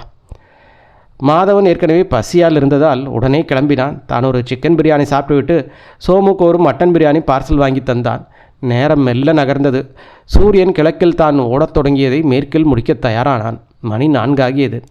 சோமு மாதவன் இருவரிடம் அதுவரை இருந்த நிதானம் டாட்டா காட்டிவிட பதட்டம் வரலாமா என்றது. நேரம் நெருங்குது மாது. நீயும் சம்மந்தப்பட்ட பொருளெல்லாம் தயாராக வச்சுருக்கியா? எல்லாம் தயாராக வச்சுட்டேன் சோமு. எதுக்கு ஒரு தடவை எல்லாம் செக் பண்ணி பார்த்துக்கப்பா. எல்லாமே ஞாபகமாக லிஸ்ட்டு போட்டு எடுத்துகிட்டு வந்திருக்கு சோமு. மயக்க மருந்து ஸ்ப்ரே இருக்குது, அப்புறம் பைக் சாவி, கொஞ்சம் காசு, கேஷியர் பேக்கு, கீரை, புது பிளேடு எல்லாம் தயாராக இருக்குது. பைக் ஒர்க் ஷாப்பில் 10-11 வேணும்னு சொல்லியிருக்கேன். எல்லாம் எடுத்துக்கிட்டால் சரிதான். ஒரு டீ அடிப்போமா? ரொம்ப டென்ஷனாக இருக்குது. மாதவன் தலையை அசைத்தான். அவர்கள் தள்ளுவண்டி டீ கடையை நெருங்கினார்கள். வாங்கண்ணே, சவிக்கியம் தானா? டீ கடையாசாமி கேட்க சோமு திடுக்கடித்தான். மனதில் ஒரு உறுத்தல். அடடே, யோசிக்காம வந்து இவன் பார்வையில் மாட்டிக்கிட்டோமே. என்னண்ணே, சவிக்கியம் தானா? நம்ம தலைவர் ராமன் இப்போ தான் வந்துட்டு போனார். என்ன பேண்ட்டு கிண்டெல்லாம் போட்டு டிப்டாப்பாக வந்திருக்கீங்க? ஃப்ரெண்டு கல்யாணத்துக்கு வந்தோம் என்று சமாளித்தாலும் அதில் உதறல் இருந்தது. ஓ அப்படியா என்றான் டீ கடாசாமி. டீ தானே? காஃபி வேணுமா? டீ தான், 2 கொடுங்க. ஒரு நிமிஷம் பொறுங்க, டீ அடிச்சுட்டு தூள் மாற்றிட்டு ஜம்முன்னு போட்டு தரேன் சொன்ன டீ கடையாசாமி டீ பைக்குள் கிடந்த தேயிலையின் இறுதிக்கட்ட டிகாஷனை வெளிக்கொணரும் முயற்சியில் இருந்தான். 6 டீ அடித்த பின் அந்த தேயிலை சக்கை கொட்டிவிட்டு புது தேயிலை போட்டு ஜம்மென்று 2 டீ தயாரித்து கொடுத்தான். வாங்கி உறிஞ்சினார்கள். காசு கொடுத்து விட்டு மீண்டும் பழைய இடத்திற்கே வந்தார்கள். மணி 4:20. இருவரிடமும் பதற்றம் இருந்தது. எல்லாம் திட்டப்படி நடக்கணுமே. சோமு சிகரெட்டை பற்ற வைத்தான். அவனது நடுக்கம் உரசி பற்ற வைக்கப்பட்ட தீக்குச்சியின் ஆட்டத்தில் தெரிந்தது. மணி 5ஐ தாண்டியதும் சோமு சுற்றிலும் பார்வையை சுழற்றினான். அந்த ரவுடி ராமு எங்கேயாவது நின்று கொண்டிருந்து அவன் பார்வையில் தான் பட்டுவிடக்கூடாது என்று நினைத்தான். மணி 5:30 ஆனபோது சோமு மாதவன் இருவரின் மனதிலும் உதறல் உச்சநிலையை அடைந்தது. மாது, நான் சொன்னது கவனம். கேஷியர் ஆளாடையாளம் பார்த்து வச்சுட்டு தானே? ஓ, பார்த்துட்ட சோமு. அப்புறம் பைக்கையும் கொண்டு வந்துரு. சரி, நீ ஜாக்கிரதையாக செயல்படு, நான் சமாளிச்சுக்கிறேன். சோமு தலையை ஆட்டினான். பதற்றத்தோடு தான் கொண்டு வந்த பொருட்களை ஒரு முறை செக் செய்தான். ஒரு சூரிக்கத்தி, ஒரு சாவிக்கொத்து, சின்ன டைனமேட், ஒரு பென் டார்ச், ஒரு இரவல் ரிவால்வர் ஆகியன. சாமி கும்பிட்டு கொண்டான். மணி 5:30 ஆனபோது 4 பெண்கள் முதல் குழுவாக வெளியேறினார்கள். அடுத்தது 4-5 ஆண்கள் தொடர்ந்து மீண்டும் 2 பெண்கள் 2வது கூட்டமாக வெளியே வந்தார்கள். மணி 5:45 தொடங்கிய போது இறுதிக்கட்டமாக 2 பெண்களும் வெளியேறினார்கள். அந்த அலுவலகம் சுறுசுறுப்பை தவணை முறையில் எழுந்து கொண்டிருந்தது. நான் போயிட்டு வர மாது, வெளியிலெல்லாம் கவனம் சொல்லிவிட்டு சோமு நகர்ந்தான். அவன் பேச்சில் கூற பிசிறடித்தது பதற்றம். அத்தியாயம் 6. சோமு தனது பதட்டத்தை எல்லாம் வலுக்கட்டாயமாக மறுத்து கொண்டு நிதானமாக நடந்து ரோட்டை கடந்தான். லயன் உரத் தொழிற்சாலை நிர்வாக அலுவலகம் இருந்த வரிசைக்கு வந்து சேர்ந்தான். அதன் வலப்புறமாக 4 கட்டடம் தாண்டி நின்றான். அந்த வினாடி தேவதையின் வாழ்த்து வினாடியாக அவனுக்கு இருந்தது. அலுவலக வாசலில் இருந்த வாட்ச்மேன் இடப்புறமாக நகர்ந்து தனது அறிமுகமான ஒருவரிடம் 188 வினாடிகள் மட்டுமே பேசினான். அந்த அதிர்ஷ்ட வினாடிகள் சோமுக்கு போதுமானதாக இருந்தது. வாட்ச்மேனின் செயல்பாட்டை உணர்ந்தது 4 வினாடிகள். மிக மிக விரைவாக முடிவெடுத்தது 10 வினாடிகள். அந்த அலுவலகத்தை நோக்கி நடந்தான் 53 வினாடிகள். சின்ன காம்பவுண்டை நெருங்கிறதுக்கு 2 வினாடிகள். வாட்ச்மேனை கவனித்ததுக்கு 5 வினாடிகள். உள்ளே புகுந்தான். அது ஒன்றும் பிரமாதமான காம்பவுண்ட் இல்லை. சுலபமாக நடந்து 17 வினாடிகள் அலுவலக முன்வாசலை அடைந்தான். சிறிது தயங்கினான் 4 வினாடிகளுக்கு. ரிசப்ஷன் வெறிச்சென்று அடித்தது. இன்னும் சிறிது தயங்கிவிட்டு மேலும் 4 வினாடிகள் கழித்து உள்ளே புகுந்தே விட்டான். எதிரே சாலைக்கு அந்த பக்கம் நின்று பார்த்து கொண்டிருந்த மாதவன் ஒட்டுமொத்த படபடப்பில் இருந்தான். மூச்சை பிடித்து கொண்டு இதய துடிப்பின் எதிர்களோடு சோமுவின் ஒவ்வொரு அசைவும் கவனித்து கொண்டிருந்தான். சோமு உள்ளே சென்ற காட்சியை பார்த்து நிம்மதியாக ஒரு பெருமூச்சு விட்டான். ஆனால் அவன் நிம்மதியின் ஆயில் அடுத்த 4வது நிமிடம் முடிந்து போனது. ஒரு நீல நிற ஜீப் அந்த வாசலில் வந்து நிற்க அதிலிருந்து காக்கி சட்டை அணிந்த யூனிஃபார்ம் ஆசாமிகள் உதிர்ந்தார்கள். அதை பார்த்த மாதுவின் அடிவயிற்றில் பயம் ஒரு நெருப்பு பந்தாய் திரண்டு நெஞ்சு நோக்கி உருண்டது. யார் இந்த புது ஆட்கள்? அந்த அலுவலகத்தின் உள்ளே வந்த சோமு தன் சுலப புகுதலுக்காக மூளை பிரதேசம் முழுவதும் மகிழ்ச்சியை தடவினான். என்றாலும் அவனது இரத்த நாளங்கள் முழுவதும் பதற்றம் ஒரே சீராக துதும் துதும் என அதிர்ந்து கொண்டிருந்தது. உள்ளே அலுவலர்கள் பணி உணர்வின்றி சாதாரணமாக இருந்தார்கள். விரைவில் வெளியேற வேண்டும் என்ற துடிப்பு அப்பண்டமாக தெரிந்தது. சீக்கிரமாக முடியும் ஓய், அந்த டோட்டலை நாளை காத்தால வந்து பார்க்கப்படாதா? தோ 2 நிமிஷம் வந்துடுறேன். கையோடு இந்த டோட்டலையும் பார்த்துட்டா வேலை முடிச்சிடும் பாருங்க. சோமு நார்மலாக நடந்து உட்புறம் கிளரிக்கல் பிரிவுக்கு வந்தான். யார் சார் வேணும்? மிஸ்டர் வரதராஜன் வந்து போயாச்சு. இல்லை சார், போயிருக்க மாட்டார். என்ன 6 மணி சுமாருக்கு வர சொன்னார். அப்படியா? நீங்கள் யார்? அவரோட ரிலேஷன் தான் சார். சொல்லியிருந்தால் வருவார். வெளியில் போனார் பார்த்தேன். ஒருவேளை காஃபி எதுவும் சாப்பிட போட்டாலும் என்னவோ. உட்காருங்க. எக்ஸ்கியூஸ் மீ, வயிறு கொஞ்சம் ஒரு மாதிரி இருக்குது. பாத்ரூம் எந்த பக்கம் போகணும்? உள்ளே அக்கௌண்ட் செக்ஷன் தாண்டி இருக்குது, போங்க. எல்லாரும் புது ஆட்களாக இருக்காங்க. அக்கௌண்ட் செக்ஷன் பற்றியே தெரியாது. சார் சிரமம் பார்க்காம உதவி செஞ்சிங்கன்னா இதில் என்ன இருக்குது, வாங்க. அந்த அப்பாவி ஆசாமி சோமியை அழைத்து கொண்டு உள்ளே வந்தான். அப்படியே ரைட்டில் திரும்பினா டாய்லெட்லாம், லெஃப்ட் சைடு போடாதீங்க, அது லேடிஸ். ரொம்ப தேங்க்ஸ் சார். பரவாயில்ல என்று நகர்ந்தான் அந்த ஆசாமி. பிறகு இந்த விஷயத்தை மறந்தும் போனான். சோமு பார்வையை சுழற்றினான். அவனை கவனிக்கும் மூடில் யாரும் இல்லை. சுவாதீனமாக இடதுபுறம் திரும்பி கொஞ்சம் வேகமாக ஒரு நடை போட்டு லேடிஸ் டாய்லெட் என்றிருந்த அந்த பெண்கள் லெட்ரினுக்குள் நுழைந்தான். அவனது நுரையீரல் தனது ஆல்வியோல்களை நிறைய காற்றை இழுத்து நிம்மதி பெருமூச்சை விழித்தெளியது. முதல் கட்ட வெற்றி இது. தன் பரபரப்புகளை அடக்கி நிதானித்தான். நிறைய காற்றை உள்ளே இழுத்து சுவாசித்து ஆக்சிஜன் பசியில் இருந்த சிவப்பு ரத்த அணுக்களுக்கு உணவளித்தான். மணி பார்த்தான் 6:10. மேலும் அவகாசம் கொடுத்து மீண்டும் பார்த்தான். 6:20. ஆஃபீஸ் சந்தடிகள் ஓரளவுக்கு அடங்கி போயிருந்தன. இருவித குரல்கள் மட்டும் கேட்டன. ஒன்று வாட்ச்மேனுடையது, இன்னொரு ஆண் ஊழியரது என்று யூகித்தான். இப்பொழுது கதவை பூட்டப் போகிறார்களா? ஹாலில் கேஷியரும் வாட்ச்மேனும் பேசிக்கொண்டார்கள். என்ன கேஷியர் சார், ப்ரைவேட் செக்யூரிட்டி போட்டிருக்கு, ஹெவி அமௌண்ட் ஏதாவது இருக்குதா? ஆமாப்பா, நாளைக்கு பேங்க் லீவ் இல்லையா, அதான் இன்றைக்கி சம்பளம் கேஷ் ட்ராப் பண்ணி வச்சுருக்குது. ஸ்டீல் ஸ்டார் செக்யூரிட்டி சர்வீஸ் வந்து ஆட்கள் வந்திருக்காங்க, பாதுகாப்பு ஏற்பாடு தான். இந்த உரையாடல் காதில் விழ கழிவறையில் பதுங்கியிருந்த சோமு அடிக்கப்பட்ட போஸ்ட்மார்ட்டமாய் நிமிர்ந்தான். அவன் கஷ்டப்பட்டு விரட்டி அடித்த பதட்டம் மீண்டும் ஓடி வந்து ஒட்டி கொண்டது. வாடிக்கையான வாட்ச்மேன் காவல், இது தவிர பிரைவேட் செக்யூரிட்டி சர்வீஸின் காவல் என்று வெளியே ஒரு இரும்பு வேலி பின்னப்படுவதை உணர்ந்தான். இதய துடிப்பு எகிரியது. ஒரு பெரிய சிக்கலில் வந்து மாட்டிக்கொண்டது புரிந்தது. கொள்ளை வெற்றிகரமாக முடிக்க முடியாவிட்டாலும் இதிலிருந்து தப்பித்து சென்று விடலாம் என்றால் அதுவும் முடியாது போலிருக்கிறதே. பூனை காவல் இருக்கும் பொறிக்குள் தானாக வந்து பதுங்கிக் கொண்ட எலி போல விழித்தான் சோமு. அவனது பயத்தையும் பதற்றத்தையும் அதிகரிப்பது போல யாரோ நடந்து வரும் காலொடிய ஓசை அவன் இருந்த பெண்கள் டாய்லெட்டை நோக்கி முன்னேறியது. வெளியில் காத்து கொண்டிருந்த மாதவன் நாட்டின் அரசியலை விட மோசமான குழப்பத்தில் இருந்தான். வாட்ச்மேன் ஒருவன் இருப்பான். அவன் மூஞ்சியில் மயக்க மருந்து ஸ்ப்ரே அடித்து உள்ளே வந்துவிடு என்று சுலபமாக சொல்லிவிட்டு உள்ளே சென்று விட்டான் சோமு. இப்போது அவனது நிலைமையே தர்ம சங்கடத்தில் மாட்டிக்கொண்டு விட்டது. வெளியில் காவல் போட்டு விட்டார்கள். இந்த நிலையில் என்ன செய்வது? மணி பார்த்தான். மணி 6:30. கேஷியராகப்பட்டவர் இன்னும் ஆஃபீஸ் விட்டு வெளியே வரவில்லை. என்ன நடக்கிறது? தான் இந்த மாதிரி செயல்பட வேண்டும் என்று புரியாமல் குழம்பினான் மாதவன். பெண்கள் கழிவறையில் பதுங்கியிருந்த சோமுவின் காதுகளில் அந்த காலடி சத்தம் தெளிவாக விழுந்தது. அது சீராக இந்த பெண்கள் டாய்லெட் நோக்கியே வந்தது. எவள் வருகிறாள் என்று கேள்வி கேட்டு பார்த்து கொண்டான். அவளை பார்க்கும் ஆவலில் சோமு கதவை சத்தமே இல்லாமல் திறந்து ஒரு கீற்று போல இடைவெளி விட்டு அதன் வழியாக பார்வை செலுத்தினான். வந்து கொண்டிருப்பது பெண் அல்ல, ஆண். அதிர்ந்தான். அந்த பகுதியில் இருந்த இருட்டு நிழல் ஆளை பார்க்க விடாமல் தடுத்தது. யார் அது? எதுக்காக வர்றான்? ஒருவேளை நம்ம ஒளிஞ்சிருக்கிறத மோப்ப முடிச்சிட்டானா என்ன? ஆனால் அந்த ஆசாமியும் ஒரு மாதிரி சுற்றும் முற்றும் பார்த்து ரகசிய நிலையில் வந்து கொண்டிருந்தான். சோமுவின் மனதில் சந்தேகமானது. இவனும் நம்ம போல பணத்தை லவுட்ட வர ஆசாமியா? இதே பெண்கள் டாய்லெட்டில் ஒளிஞ்சுக்கித்தான் இவன் வர்றானா? அப்படின்னா அவனை என்ன பண்ணுறது? எதிர்கொள்ளதா இல்லது நேசக்கரம் நீட்டி கூட்டணி அமைப்பதா? அந்த ஆசாமி இன்னும் நெருங்கி வர அடையாளம் தெரிந்தது. சோமு திடுக்கிட்டான். அது கேஷியர். இவன் எதுக்காக இங்கே பதுங்கி பதுங்கி வர்றான்? கேஷியர் அவசரத்துடன் பேண்ட் ஜிப்பை கலக்கி சரக்கென்றான். வேலையை முடித்துவிட்டு சரியாக சோமு இருந்த டாய்லெட் அறையை நெருங்கி கதவை தள்ளினான். ஒரே வினாடியில் சோமு முடிவெடுத்து ரிவால்வரை தயார் நிலையில் பிடித்திருந்தான். கதவை தள்ளி திறந்த கேஷியர் டாய்லெட் அறைக்குள் தனக்கு எதிரில் ரிவால்வர் பிடித்தவரை இருக்கும் சோமையை கண்டு ஏராளமாக அதிர்ச்சி வாங்கி அலற வாய் திறந்து சத்தம் தொண்டையிலிருந்து புறப்பட தாமதித்ததால் தவித்தான். அதே வினாடி சோமு செயல்பட்டான். அப்படியே முன்னங்கிருந்து கேஷியரை அணைத்து பிடித்து தன் ரிவால்வரால் அவன் வாயில் வைத்தான். கத்துனான்னு வச்சுக்கோ, என் ரிவால்வர் வந்து கத்திடும். அது எப்படி கத்தும் தெரியுமா? பயத்தில் கேஷியரின் விழிகள் தெரித்து விடுவன போல பிதுங்கின. பாவனையில் தன் தலையை அசைத்தான். சோமு அவனை பிடித்த நிலையிலேயே ரிவால்வரை விளக்கினான். சார் கேஷியர் தானே? ஆமாம். என்னை எதுவும் பண்ணிடாதப்பா. நீ ஒத்துழைக்க வரைக்கும் நான் எதுவும் பண்ண மாட்டேன். பேர் ஒன்று சொல்லு பார்ப்போம். பேர் ராமதுரை. மிஸ்டர் ராமதுரை, நீ எதுக்காக வந்தீங்கன்னு நான் தெரிஞ்சுக்கலாமா? யூரின் பாஸ் பண்ண. அதுக்கு லேடிஸ் டாய்லெட் பக்கம் வருவானே. ராமதுரை நடுங்கினான். வழக்கமாக லேடிஸ் இல்லாத சமயம் இந்த டாய்லெட் தான் நான் யூஸ் பண்ணுவேன். தூ, இப்படி ஒரு வக்கரமான ஆசையா? சரி, நீங்கள் வந்துட்ட. உங்களோட பேசிகிட்டு இருந்தானா? அது யார்? வாட்ச்மேனு. அவனுக்கு நீங்கள் வந்த விஷயம் தெரியுமா? அவன் காஃபி குடிக்க போயிட்டான். காஃபி குடிக்கவா? அப்போ காவல்? கட்டடத்துக்கு வெளியே ஸ்டீல் ஸ்டார் செக்யூரிட்டி சர்வீஸ் காவல் போட்டிருக்காங்க. எத்தனை பேர்? 2 பேர். நீ எப்போ வீட்டுக்கு போவீங்களா? போகிற நேரம் தான். என்னை விட்டுடு. நீங்கள் இருக்கிறத சத்தியமாக நான் யாருக்கிட்டையும் சொல்ல மாட்டேன். நான் போயிடுறேன். என்ன? ராமதுரை மூஞ்சிக்கு நேராக ரிவால்வரை நீட்டினான். நான் சொல்கிறபடி கேளு. இப்போ இந்த வாட்ச்மேன் ஆஃபீஸ் இருக்க மாட்டானே? மாட்டான். அதுக்கு முன்னாடி பேண்ட் ஜிப் எடுத்து விடு. ரிவால்வர் முனையில் ராமதுரையை தள்ளிக்கொண்டு நடந்தான் சோமு. அலுவலகத்தின் உட்பகுதி முழுவதும் வெறிச்சென்று இருந்தது. கேஷியரின் மேஜை மேல் ஒரு வயர்கூடையும் அதற்கு அருகில் கருப்பு நிற கைப்பையும் உட்கார்ந்து கொண்டிருந்தது.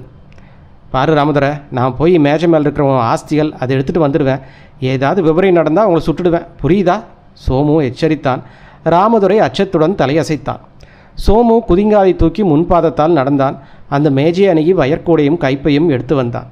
ராமதுரையை ரிவால்வர் முனையில் மிரட்டலில் மீண்டும் டாய்லெட்டுக்குள் கூட்டி வந்தான். சோமுவின் கிரிமினல் மொழி யோசித்தது. இந்த ராமதுரையை என்ன பண்ணலாம்? உட்புறமிருந்து செயல்பட்ட சாவிகள் இனி எளிதில் கிடைத்துவிடும். இவனை வைத்துக்கொண்டு லாக்கரை மிக எளிதில் திறந்து பணத்தை அள்ளிக்கொண்டு வெளியேறிவிடலாம். வெளியேறுதல் பிரச்சனை வந்தால் இவனை பணயமாக வைத்து கொள்ளலாம். சோமு முடிவு செய்தான். ராமதுரை நோக்கி திரும்பினான். தாழ்ந்த குரலில் சொன்னான். ராமதுரை, நான் சொல்கிறத கவனமாக கேளு. என் பேர் சோலையப்பன், சோலைன்னு கூப்பிடுவாங்க. இன்றைக்கி இந்த ஆஃபீஸில் சுமார் 4-4.5 கோடி ஹார்ட் கேஷ் இருக்குதுன்னு எனக்கு தெரியும். அதை கொள்ளையடிக்கத்தான் நான் வந்திருக்கேன். நாம் நமக்குள்ளே வியாபாரம் பேசிக்கலாம். நீ எனக்கு ஒத்துழைப்பு கொடுத்தா நான் உனக்கு அதில் 50 லட்சம் தந்துடுவேன். அல்லது நீ ஒத்துழைப்பு தர மறுத்தாலும் உன்னை இப்போவே விடுதலை பண்ணிடுவேன். உயிர் விடுதலை, இந்த உலகத்திலிருந்தே விடுதலை. ராமதுரையின் கண்களில் அப்பட்டமான மிரட்சி தெரிஞ்சது. எனக்கு பணம் வேண்டாம், என்னை எதுவும் பண்ணாத, கொண்டுடாத ப்ளீஸ், நான் உன்னை காட்டி கொடுக்கல. குட், நல்ல பையனாட்ட ராமதுரை, வா இப்படி ஓரமாக உட்காரு. வெளியில் ரோட்டில் பஸ்களும் லாரிகளும் செல்லும் சத்தம் கேட்டுக்கொண்டிருந்தது. டீ குடித்துவிட்டு வந்த வாட்ச்மேன் ராமதுரை தேடினான். கேஷியர் சார், கேஷியர் சார், எங்கே போனார்? ஆஃபீஸில் அவர் இல்லாது கண்டு வெளியில் காவலுக்கு நின்றவர்களை விசாரித்தான். சார் இங்கே இருந்தாரே, கேஷியர் போயிட்டாரா? போன மாதிரி தெரியல, ஆனால் அதை நாங்கள் சரியாக கவனிக்கல. வாட்ச்மேன் தன் பதவியின் 3 எழுத்துக்களை பார்த்தான். மணி 7. உள்ளே வந்து அவரது மேஜையை பார்க்க அவரது கூடை பை சமாச்சாரங்கள் ஆப்சண்ட். பையெல்லாம் எடுத்துகிட்டு போயிருக்காப்புல, பஸ்ஸுக்கு நேரமாச்சுன்னு போயிருப்பார் என்று தனக்குத்தானே சொல்லிக்கொண்டான். வெளி கம்பி கதவை பாதிக்கு மேல் இழுத்து வைத்துவிட்டு உள்ளே இயற்கையின் உந்துதலை சரி செய்தான். செஷனாக சுவிட்ச் போர்டை நாடி விளக்குகள் அணைத்தான். பிறகு அந்த பகுதியை பூட்டி கொண்டான். பூட்டியவற்றை சரிபார்த்தான். பிறகு சாவிகளை உரிய அணில் தொங்கவிட்டு ரிசப்ஷன் பகுதிக்கு வந்தான். பூமி கருத்து போயிருந்தது. சாலையோர விளக்கு கம்பங்கள், வெளிச்சப்பந்துகள். சாலைகளில் மக்கள் கடனே என்று போக்குவரத்து செய்து கொண்டிருந்தார்கள். இளைஞர்கள் இருசக்கர மோட்டார் வாகனங்களில் சீற்றமாக பாய்ந்தார்கள். மாதவன் மட்டும் இன்னும் குழப்பமாக தெரியாமல் இருந்தான். வாட்ச்மேன் கதவங்களை பூட்டுறானே, இந்த கேஷியர் இன்னும் வெளிவரலையே, என்ன ஆனா? ஒருவேளை நம்ம கண்ணை தப்பி போயிட்டானா? சரி, சாவி இல்லாட்டி கூட மாற்று ஏற்பாடு வச்சுருக்கிறதா சோமு சொன்னானே, அவன் சொன்னது போல் 2 மணிக்கு மேலே உள்ளே போந்துடலாம். அப்புறம் சோமுவோடு அடுத்த ஆலோசனை பண்ணி செய்யலாம். மாதவன் ஒரு முடிவுக்கு வந்தான். அத்தியாயம் 7. உள்ளே புழுக்கமாக இருந்தது. டாய்லெட்டின் விரும்பத்தகாத நெடிவேறு. வாட்ச்மேன் பூட்டிவிட்டதில் தைரியம் அடைந்திருந்த சோமு ராமதுரையை அழைத்தான். டாய்லெட்டின் 0 வாட்ஸ் பல்ப் வெளிச்சத்தை வடித்து கொண்டிருந்தது. வாயா, வெளியில் போய் விஸ்தாரமாக உட்காரலாம். லாக்கர் சாவி இருக்கிற அந்த சின்ன ஹேண்ட்பேக் மட்டும் எடுத்துக்கோ, கூட இங்கே இருக்கட்டும். ரிவால்வரை அசைத்து சைகை காட்டினான். அவர்கள் டாய்லெட்டிலிருந்து வெளியேறி வந்தார்கள். ஒரு சின்ன பகுதி வழியாக நடந்து வந்ததும் வலப்பக்கம் கதவு, இரட்டை கதவு பூட்டப்பட்டு அந்த பக்கம் தாளிடப்பட்டிருந்தது. கேஷ் இருக்கிற லாக்கர் எந்த ரூமில் இருக்குது? இந்த கதவை திறந்து வர்ற ரூமில் தான். அலாரம் சிஸ்டம் ஏதாவது இருக்கா? இல்லை, பொய் சொல்லாத. நான் திட்டம் போடும்போது உன்னோட குறுக்கீடு வரும்னு நினைக்கல. அதனால் அது கொலை செய்கிறதா பிளான் எதுவும் கிடையாது. ஆனால் பிரச்சனைன்னு வந்தால் கொலை செய்யணும் தான் இந்த ரிவால்வரை எடுத்துகிட்டு வந்திருக்கேன். நீ சினிமாவில் தான் ரிவால்வர் பார்த்துருக்க, அதெல்லாம் சும்மா டம்மி பொம்மை. ஆனால் இது நிஜம். சினிமா ரிவால்வர் சுட்டா சத்தம் மட்டும்தான் வரும், இது சுட்டா சத்தத்தோட புல்லட்டும் வரும். பார்க்குறியா? வேண்டாம் சார். லாக்கர் சிஸ்டம் ரொம்ப சிக்கலானதா? இல்லை, இந்த மாதிரி சம்பள பணத்தை இங்கே விற்கிறது கிடையாது. இது எப்போவாவது ஒரு தடவை நகல்றது. அதனால் ரொம்ப பாதுகாப்பான லாக்கர் இந்த ஆஃபீஸில் இல்லை. இப்போ எவ்வளோ ரூபாய் இருக்குது? சுமார் ஒரு 4 கோடி ரூபா பக்கத்தில் இருக்கும். சோமு தலையசைத்தான். வலது கையால் ரிவால்வரை பிடித்தபடி இடது கையால் துளாவி சிகரெட் பெட்டி எடுத்தான். தீப்பெட்டியும். சிகரெட்டை வாயில் வைத்து உதறில் கவ்விக்கொண்டான். தீப்பெட்டியை ராமதுரையிடம் கொடுத்தான். பற்றவை. பற்ற வைக்கப்பட்டது. சிகரெட் வேணுமா? இருக்கு என்ற ராமதுரை தானும் ஒன்றை பற்ற வைத்து கொண்டான். சோமு மணி பார்த்தான். மணி 8. இன்னொரு 2 மணி நேரம் போட்டோம், அப்புறம் இந்த கதவை திறந்து அந்த ரூமுக்கு போகலாம். நான் சொல்கிறது சரியா இல்லையா? இந்த லாக்கருக்கு 2 சாவி இருக்குது. ஒன்று ஆஃபீஸ் அக்கௌண்டன்ட் மேஜரில் இருக்கும், இன்னொன்று உங்கள்கிட்ட இருக்குது. 2 சாவியும் போட்டு திறந்தால் லாக்கரை டபார்னு திறக்கும். சரியா? தப்பு. தப்பா? ஆமாம், அந்த 2 சாவி போக ஒரு நம்பர் லாக் சிஸ்டமும் இருக்குது. ராமதுரை, என்னோட அதிர்ஷ்ட தேவதை என் நிமிஷங்களை முத்தமிட்டப்போ தான் நீ வந்திருக்க. நம்பர் சிஸ்டம் இருக்கிறது எனக்கு தெரியாதுய்யா. லாக்கர் நம்பரோட நம்பர் என்ன? 873553. ரொம்ப நன்றி ராமதுரை. இந்த கொள்ளையில் உனக்கு 1 லட்ச ரூபா தந்துடுறேன்.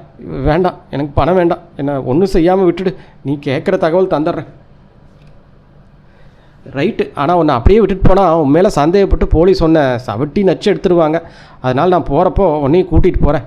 தப்பாக நினச்சிக்காத, உட்காரு. நம்ம வேலையை ஆரம்பிக்கணும், 2 மணி நேரம் இருக்கு. கடிகாரங்களில் பெரிய முட்கள் 2 ரவுண்டு அடித்தன. டிஜிட்டல் கடிகாரங்களின் மையப்புள்ளிகள் 7200 தடவை மறைந்து தோன்றியது. சோமு செயலில் இறங்கினான். அந்த கதவை அணுகி சோதித்தான். இரட்டை கதவு அது. அவர்களுக்கு அந்த பக்கமாக கதவுக்குள் தாளிடப்பட்டிருந்தது. ராமதுரை, கதவுக்கு பேட்லாக் வச்சு பூட்டு போடுறதுண்டா? இல்லை, அந்த பக்கமாக தாள் போடுவாங்க. அப்போது இந்த பக்கம் இருக்கிற கெண்டிகளை கலட்டி விட்டுட்டா கதவு திறந்தாகணுமே. சோமு அந்த இரட்டை கதவுகளின் மேல் கீழ் கெண்டிகளை சத்தம் வராமல் 2 கதவுகளையும் தனித்தனியாக பிடித்து இழுத்தான். சின்னதாக முணங்கியது கனவு. பிறகு பளக் என்று திறந்து கொண்டது. உள்ளே இருட்டு கனமாக அடைத்து கொண்டிருந்தது. சோமு பென்டாச்சை எடுத்து இயக்கினான். இருட்டை கிழித்தது ஒளிக்கற்றை. டார்ச் வட்டமாக சுழல ஆரம்பித்தது. பக்கத்தில் அசைவு உணர்ந்தான். டார்ச்சை சற்றென்று திரும்பியில் கையில் ரூலர் போன்ற இரும்பு சமாச்சாரத்துடன் தாக்குதல் தொடுக்க தயார் நிலையில் ராமதுரை. சுட்டுவிடலாமா என்ற எண்ணத்தை அளித்தான் சோமு. தப்பிச் செல்லும்போது பயணக்கைதியாக இவன் அத்தியாவசிய தேவை. வேண்டாம் ராமதுரை, இரும்பு கம்மியும் ரிவால்வர் மோதுனா இரும்புதான் ஜெயிக்கும் நீ நினச்சேன்னா மோதிப்பார். என்னை பொறுத்த வரைக்கும் நான் மரண குகையில் வந்து நிற்கிறேன். கொள்ளையடிச்சிட்டு போடும்போது போலீஸ் விட்டா மரணம்தான். அதையெல்லாம் ஏற்றுக்கிற மனசோட தான் வந்திருக்கேன். நீ அப்படி இல்லை. எங்கூட மோதுனா நான் உன்னை சுட்டுட்டேன்னு வையே, நீ செத்து போனால் உன் மனைவிக்கு லைன் உரத்தாச்சால ஒரு 5000 10,000 கொடுத்து நியாயத்துக்காக போராடி உயிரிழந்த தியாகி ராமதுரைக்கு 2 நிமிடம் மௌன அஞ்சலின்னு செலுத்தி முடிச்சிடுவாங்க. பாவ ராமதுரையோட விதவி மனைவி இந்த 5 10 வச்சுட்டு என்ன செய்வா? நிறுத்தி மூச்சை வாங்கினான் சோமு. நான் ஏன் இவ்வளோ பெரிய டைலாக் பேசுகிறேன்னா, உனக்கு இனிமேல் அந்த மாதிரி தற்கொலை எண்ணம் வரக்கூடாதுன்னு தான். சரியா? எனக்கு உன்னை ரொம்ப பிடிச்சிருக்கு ராமதுரை. அந்த இரும்பு துண்டை சத்தம் வராமல் மெதுவாக மேஜமில் வச்சுட்டு பார்ப்போம். அப்படித்தான். வா, என் பக்கத்தில் வா. ராமதுரை நெருக்கமாக வர அவனது இடகையால் அணைத்து அதே இடது கையால் இருந்த ரிவால்வரால் ராமதுரை நெஞ்சில் வைத்து கொண்டான் சோமு. சுடமாட்டேன், சும்மா ஒரு தற்காப்புக்காக தான். மீண்டும் டார்ச்சின் ஒளி ஒளிக்கற்றை வட்டமாக சுழற்றி நிறுத்தப்பட்ட போது அந்த ஒளிக்கற்றையின் எல்லையில் லாக்கர் அரக்கன் சைஸில் பெரிய இரும்பு பீரோ போல காட்சியளித்தது. அதன் மார்பு பகுதியில் வட்டமாய் நம்பர் லாக் சிஸ்டத்தின் நம்பர்கள் தெரிந்தன. தனக்குள் மகிழ்ச்சியாக சிரித்து கொண்டான் சோமு. ராமதுரை, இனிமேல் சாவிகள் எடுக்கணும். உன் ஹேண்ட்பேல் இருக்கிற சாவி எடுத்தா பார்க்கலாம். ராமதுரை கீழ்ப்படிந்தான். இனிமேல் அக்கௌண்டனோட சாவி அந்த ஆள் மேஜ் எங்கே இருக்குன்னு சொல்லிடு. அதுவும் அந்த டேபிளை நெருங்கினார்கள். ஒரு மெலிந்த பேட்லாக்கில் சின்ன பூட்டொன்று தூக்கு போட்டு கொண்டிருந்தது. ரிவால்வரை வலக்கைக்கு மாற்றிய சோமு அதன் நுனிப்பகுதி பேட்லாக்கில் நுழைத்து ஒரு மாதிரி தெம்பினான். அது வளைந்து அசைந்தது. இன்னும் நெம்பினான். டொபுக்கென்று கையோடு வந்தது பேட்லாக். எடுத்து மேஜை மேல் வைத்துவிட்டு ரிவால்வரை இடது கைக்கு மாற்றி பழைய நிலையில் ராமதுரையை குறிய வைத்தான். சத்தம் வருமானால் நாசுக்காக மேஜை டிராவரை திறந்தான். அதற்குள் டார்ச் வெளிச்சத்தை பீச்சினான். அவன் அதிகம் தேட வைக்காமல் மேலேயே இருந்தது சாவிக்கொத்து. எடுத்துக்கொண்டான். லாக்கரை திறக்கலாமா ராமதுரை? அவரையும் இழுத்துக்கொண்டு லாக்கரை நெருங்கினான். லயன் ஃபெர்டிலைஸ் நிர்வாக அலுவலகத்தின் எதிரிருந்த மாதவன் சரியாக 9 மணிக்கெல்லாம் புறப்பட்டிருந்தான். ஒர்க் ஷாப் சென்று சர்வீஸுக்கு விட்டிருந்த புல்லட்டை பெற்றுக்கொண்டான். முருகன் குறிச்சியில் உள்ள பெட்ரோல் பங்கில் 8 லிட்டர் பெட்ரோல் போட்டுக்கொண்டான். குலவணிகர்புரம் வீட்டுக்கு வந்து நம்பர் பிளேட்டை மாற்றினான். மீண்டும் புறப்பட்டவன் வீட்டுக்கு திரும்பி வந்து சூட்கேஸை துளாவினான். சோமு இரவல் வாங்கி வைத்திருந்த 2 ரிவால்வரில் சோமு எடுத்துச் சென்றது போக மற்றது இருந்தது எடுத்துக்கொண்டான். மணி 10:25. நேராக ஜங்ஷன் வராமல் மேலப்பாளையம் குறிச்சி ஆகிய இடங்களை சுற்றி கொண்டு தாமிரபரணி ஆற்றை கடந்து லட்சுமி தேட்டர் அருகில் இருந்த டவுனுக்குள் நுழைந்தான்.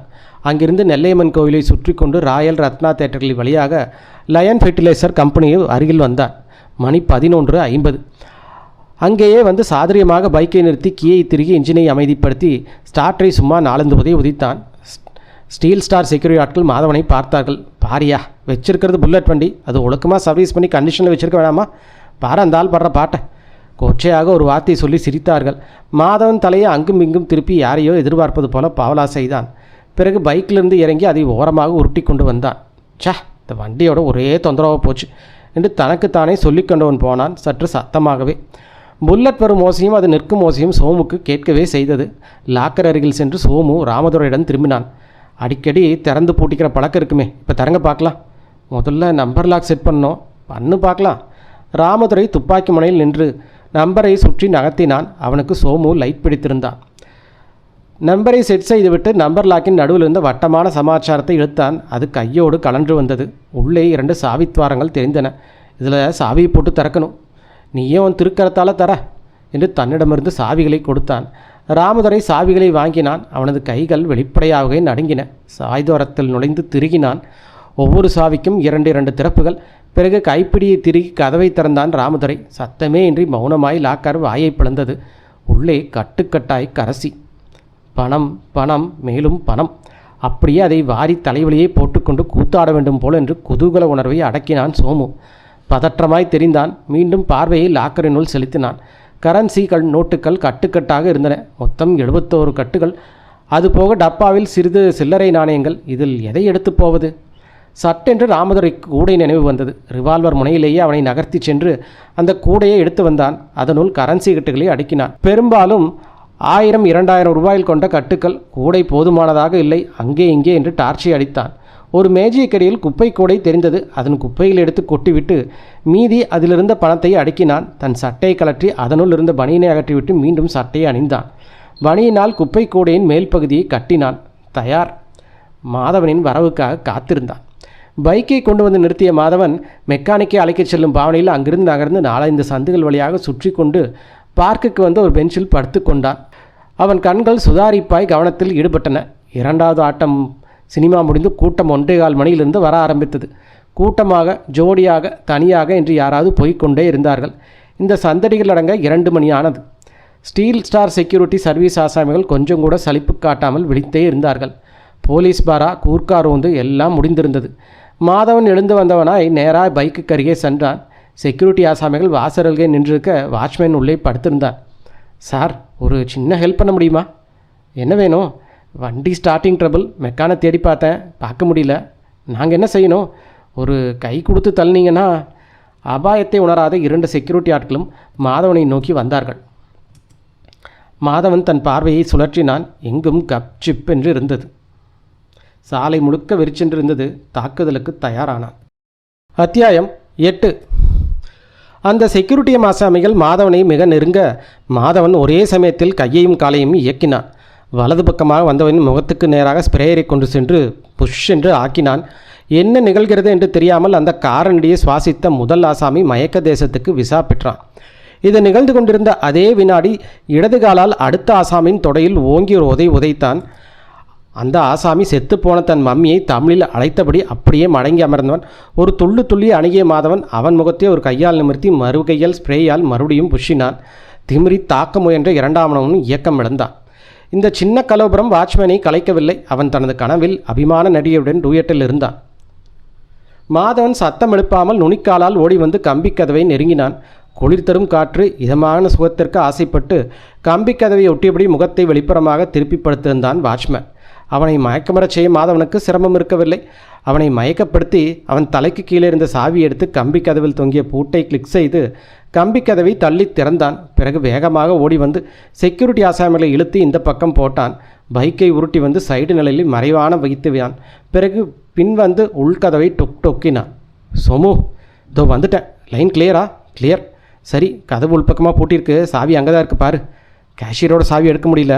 கேஷியரே எங்கிட்ட தான் இருக்கான். நீ முதல்ல இந்த கதவை தர. எல்லாம் முடிஞ்சாச்சு, நம்ம புறப்பட வேண்டியதுதான் பாக்கி.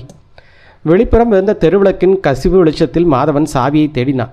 ரிசப்ஷன் கவுண்டர் அருகில் ஆணியில் தொங்கிக் கொண்டிருந்த கொத்து சாவி எடுத்து சாவிகளை பூட்டில் முயன்றான்.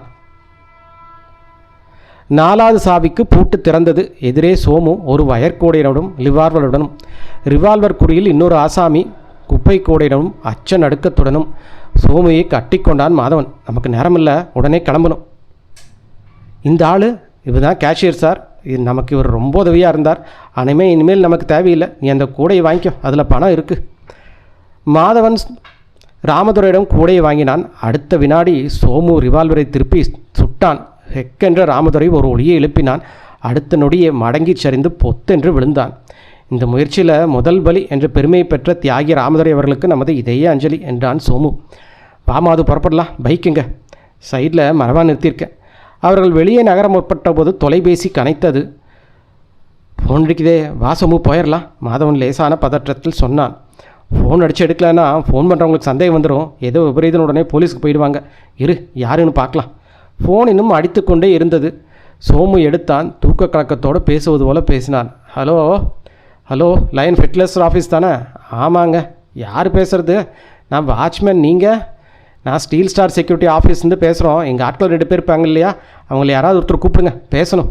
சோமு அதிர்ந்தான். அவங்க பக்கத்தில் இல்லை, ஆஃபீஸ் சுற்றி ரவுண்டு போயிருக்காங்க. ஏதாவது சொல்லணுமா? இல்லை, அவங்கக்கிட்ட பேசணும். எங்கள் ஸ்டீல் ஸ்டார் செக்யூரிட்டி ஆட்களை அனுப்புனா இப்படி அன்டைமில் அவங்கள கூப்பிட்டு அலர்ட் செய்யணும். கூப்பிடுங்க, நான் லைனில் இருக்கேன். சரிங்க, இதே கூப்பிட்றேன் என்று ரிசீவரை மேஜை மேல் வைத்தான் சோமு. மாது போயிடலாம். இந்த செக்யூரிட்டி கம்பெனியில் அனுப்புகிறேன், கம்பெனிலேருந்து ஃபோன் என்றான் மாதவன் அருகில். அவர்கள் வெளியே நகர முற்பட்ட போது மாதவனின் கால்களை கப்பென்று உறுதியாக பிடித்தன 2 கைகள். ஹே என்று மாதவன். சோமு 4 அடி எடுத்து வைத்த நிலையில் அப்படியே திரும்பி பார்த்தான். மாதவன் முதலாவதாக மயக்கப்படுத்த செக்யூரிட்டியால் மயக்கம் தெளிந்து கொண்டிருந்தான். அரை மயக்க நிலையிலும் அவன் மாதுவை தடுக்க நேர்த்தான். சோமு ரிவால்வரை இயக்கினான். டுமீல் என்று மாதவன் கால்களுக்கு ஆகஸ்ட் 15. அடுத்த அந்த ஆசாமி அலற நெற்றி குறிவைத்து மீண்டும் ட்ரிகர் இழுத்தான் சோமு. டுமீல் டிட்டோ ஆனது. அவன் சரிந்தான். இருவரும் அவசரமாக வெளியே வந்தார்கள். புல்லட்டை நெருங்கினார்கள். அதே வினாடி ஸ்டீல் ஸ்டார் செக்யூரிட்டியின் அலுவலகத்தில் ரிசீவரை காதில் வைத்தபடி லைனில் இருந்த ஆசாமி துப்பாக்கி சத்தம் கேட்டார், அலறல், மீண்டும் ஒரு துப்பாக்கி சத்தம் ஆகியவற்றை கேட்டான். விபரீதம் நடப்பதை உணர்ந்து லயன் ஃபெர்டிலைசர் நிர்வாக அலுவலகத்துக்கு மிக அருகில் இருக்கும் போலீஸ் நிலையம் எது என யோசித்து 3 வினாடிகள் கழித்து பாலம் போலீஸ் ஸ்டேஷன் தான் என்ற உணர்றதுக்கு 2 வினாடிகள் ஆயிற்று. லைனை கட் செய்து ஒரே வினாடியில் பாலம் போலீஸ் ஸ்டேஷன் நம்பரை டயல் செய்தான். 8 வினாடிகள்.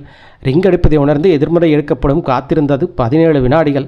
ஹலோ, பாலம் போலீஸ் ஸ்டேஷன் என்றது 2 வினாடிகள் கழித்து. சார், நான் ஸ்டீல் ஸ்டார் செக்யூரிட்டி ஆஃபீஸ்னு பேசுகிறேன்.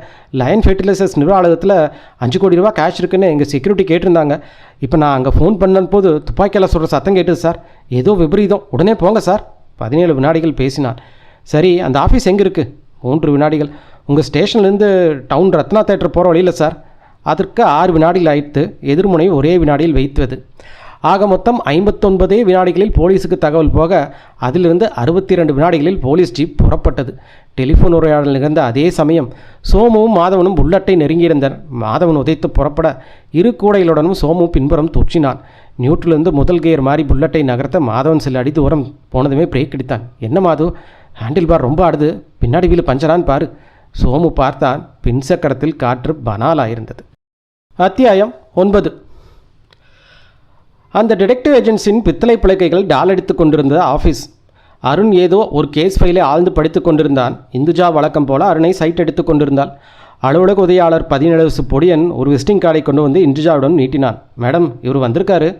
இந்துஜா அந்த விசிட்டிங் கார்டை வாங்கி பார்த்தால் தனபால் எம்ஏ, இயக்குனர், steel star security service, Damu building, Tirunelveli 1.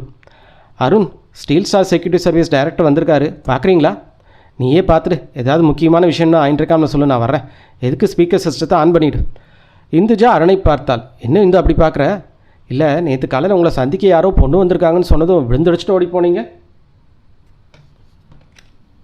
ஆமாம், அதுக்கு நான் போனதுக்கு நீ பொறாமல் ஏதோ கமெண்ட் அடித்த, அதுதான் இப்போ நான் போகலை. அட போய் பாருண்ணா. உதட்டை சுழித்து விட்டு போனால் இந்துஜா. அருண் வாடிக்கையாளர்கள் சந்திக்கும் அறையில் தனபால் உட்கார வைக்கப்பட்டிருந்தான். ஹலோ என்றால் இந்துஜா. அவர் வயது 5ற்கு பின் ஏதோ ஒரு எண்ணில் இருந்தது. இரும்பில் வார்க்கப்பட்டு போன்ற உறுதியான உடம்பு, மைக் டைசன் ஹேர் ஸ்டைல், கருப்பாய் பெரிதாய் அடர்ந்த மீசை. ஹலோ, நான் தனபால், ஸ்டீல் ஸ்டார் செக்யூரிட்டி சர்வீஸோட proprietor cum director. I am Induja, இந்த ஆஃபீஸில் அசிஸ்டன்ட் டிடெக்டிவ் ஆஃபீஸர். சொல்லுங்கள், என்ன விஷயம் என்றபடி தன் மேஜையின் பின்புறம் அமர்ந்து நாற்காலியில் அமர்ந்தார். கேஸ் விஷயமா அல்லது வேறு ஏதாவது மேட்ரா? கேஸ் தான் மேடம், நாங்கள் ப்ரைவேட் செக்யூரிட்டி சர்வீஸ் வச்சு நடத்துகிறோம் என்று அவர் சொல்ல ஆரம்பிக்க இந்துஜா கேஷுவலாக ரெக்கார்டிங் பட்டனை அமர்த்தினார். கூடவே அருண் அணைப்புக்கு ஸ்பீக்கர் அணைப்புக்கான பட்டனையும் அழுத்தினார். அவர் பேசுவது கேசட் டேப்பில் பதிவாகி கொண்டிருக்க அதே சமயம் விசேஷ ஸ்பீக்கர் சிஸ்டம் மூலமாக அருண் அறையிலும் மெலிதாக ஒளிபரப்புக்காகி கொண்டிருந்தது. அருண் கவனமாக அதை கேட்டு கொண்டிருந்தான். எங்கிட்ட 60 எக்ஸர்வீஸ் மேன்ஸ் வேலை பார்க்குறாங்க. சில ப்ரைவேட் கம்பெனியில் பணம் விலை உயர்ந்த பொருட்கள்னு வைக்கிறப்போ எங்ககிட்ட செக்யூரிட்டி கேட்பாங்க. நாங்களும் ஒரு குறிப்பிட்ட கட்டணம் வாங்கிட்டு செக்யூரிட்டிக்கு ஆள் அனுப்புவோம். இந்த மாதிரி தான் லயன் ஃபெர்டிலைசரும் எங்ககிட்ட செக்யூரிட்டி கேட்டாங்க, தனபால் சொல்லி கொண்டிருந்தார். பின்சக்கரத்தை பார்த்த சோமு, மாது, பின்னாடி வீல்ல காற்று இல்லை என்றான் அதிர்ச்சி அலறலாக. அந்த அதிர்ச்சி மாதவனையும் தொற்றியது. ஐயோ, இப்போ என்ன செய்கிறது சோமு? ஃபோன் எடுக்கலைங்கிறதுனால அந்த செக்யூரிட்டி ஆட்கள் போலீஸுக்கு ஃபோன் பண்ணியிருப்பாங்க. இன்னும் 1/4 மணி நேரத்துக்குள்ள போலீஸ் இங்கே வந்துடும். அதுக்குள்ளே நம்ம இங்கேருந்து விலகி பாதுகாப்பாக ஒரு இடத்துக்கு போயிடணும். சோமு நிறைய பதறினான். மாதவனின் நெஞ்சுக்குள்ளும் ஏதோ திடும் என்று வெடித்தது. சோமு அடுத்த கட்ட நடவடிக்கை யூகிக்க முயன்றான். பதட்டத்தில் யோசனை எதுவும் தோன்றாமல் தவித்தான். அந்த பரபரப்பான வினாடிகளில் தொலைவில் ஒரு ஒற்றை வெளிச்சம் தெரிந்தது. சோமு முகத்தில் பூ பூத்தான். மாது, ஏதோ லைட் தெரியுது, ஏதோ ஸ்கூட்டரோ பைக்கோ ஆட்டோவோ தான் வருது. நிறுத்தும் வந்தவனை ஒரு நெக்கு நெக்கிட்டு வண்டி நம்ம எடுத்துகிட்டு போயிடலாம். தலையசைத்த மாதவன் புல்லட்டை நிறுத்தினான். வந்தது ஒரு பஜாஜ் ஸ்கூட்டர். ஒரு டீசெண்டான ஆசாமி மனைவியோடு வந்து கொண்டு இருந்தார். செகண்ட் ஷோவோ? மாது கையை அசைத்தான். அவர் ஆக்சிடென்ட்லை குறைத்து பிரேக்கில் காலை வைத்தார். பின்னால் இருந்த பெண்மணி அவர் முதுகில் இடித்தார். மணி 2க்கு மேலே ஆகுது, ரோட்டில் நடமாட்டமே இல்லாத, நிறுத்தாதீங்க போங்க. அவரது ஆலோசனைக்கு பயந்து அவர் பிரேக்கிலிருந்து காலை எடுத்துவிட்டு ஆக்சிலேட்டரை முறுக்க முயற்சி செய்தபோது கூடைகளை தரையில் வைத்துவிட்டு தயாரானான் சோமு. அந்த 2 வினாடிகளை பயன்படுத்தி சோமு பயந்தான். அவர் அன்னிச்சையாக பிரேக் பிடித்து தடுமாற வண்டியை சரிய விட்டார். அவள் சகதர்மினி ஐயோ ஐயோ என்று கத்தி கதற மாதவனும் சோமுவும் ஸ்கூட்டரை நிமிர்த்தினார்கள். மாதவன் முன் சீட்டை ஆக்கிரமிக்கான். சோமு அந்த ஆசாமியின் புஜங்களை பிடித்து வலுவாக ஒரு சுழற்றி விசை கடாசினான். அந்த பெண் அலறிக்கொண்டே கணவன் விழுந்த திசையை நோக்கி ஓடினாள். இதற்குள் மாதவன் ஸ்கூட்டரை ஸ்டார்ட் செய்திருந்தான். சோமு ஓடி வந்து கூடைகளை அள்ளிக்கொண்டு பில்லியனில் தொற்ற மாதவன் ஸ்கூட்டரை சாலையில் சீறினான். அவர்கள் கடந்து போன சில நிமிடங்களுக்கு அந்த இடத்துக்கு போலீஸ் ஜீப் விஜயம் செய்தது.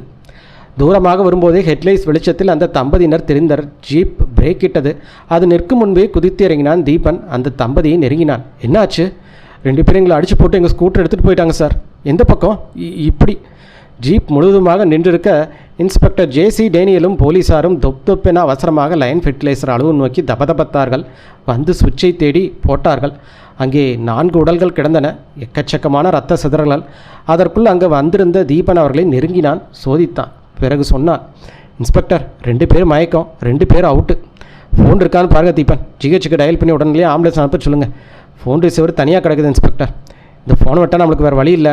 அதில் கைரேகை டிஸ்டர்ப் ஆகாமல் ஃபோன் பண்ணுங்கள்.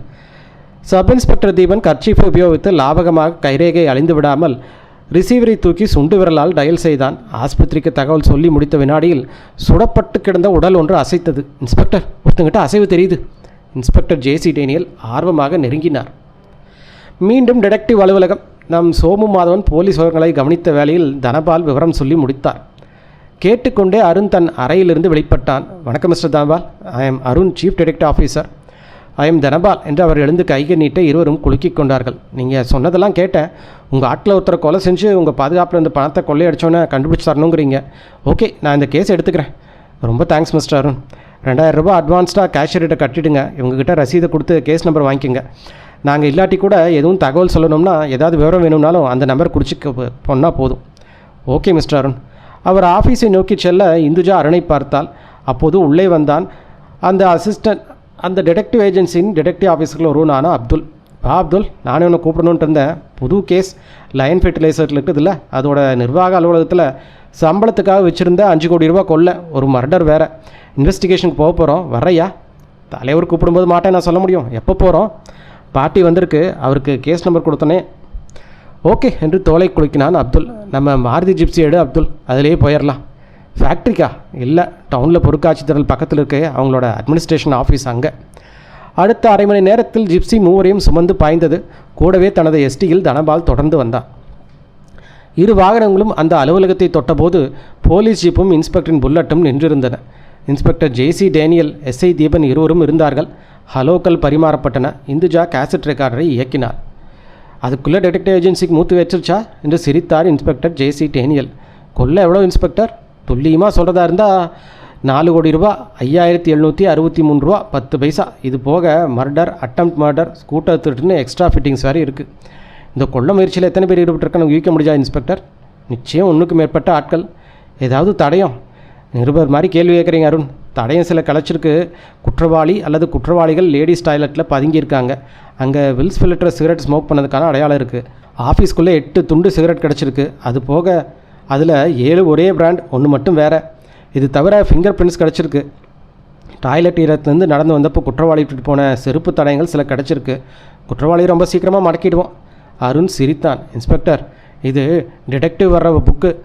குற்றவாளியாக டிடெக்டிவ் தான் பிடிப்பாங்க. நீங்கள் கடைசியில் கைதி பண்ண மட்டும் வாங்க என்றால் இந்துஜா சிலிர்த்து கொண்டு. அம்மாடி இந்துஜா, நான் உங்க கூட சண்டைக்கு வரலாமா என்ற ஜெய்சியர் பாவத்தோடு சொன்னார். ஓகே அருண், கதை ஃபார்முலா அப்படி நான் விளைக்கிறேன். நீங்கள் பூந்து தூள் கலப்புங்க.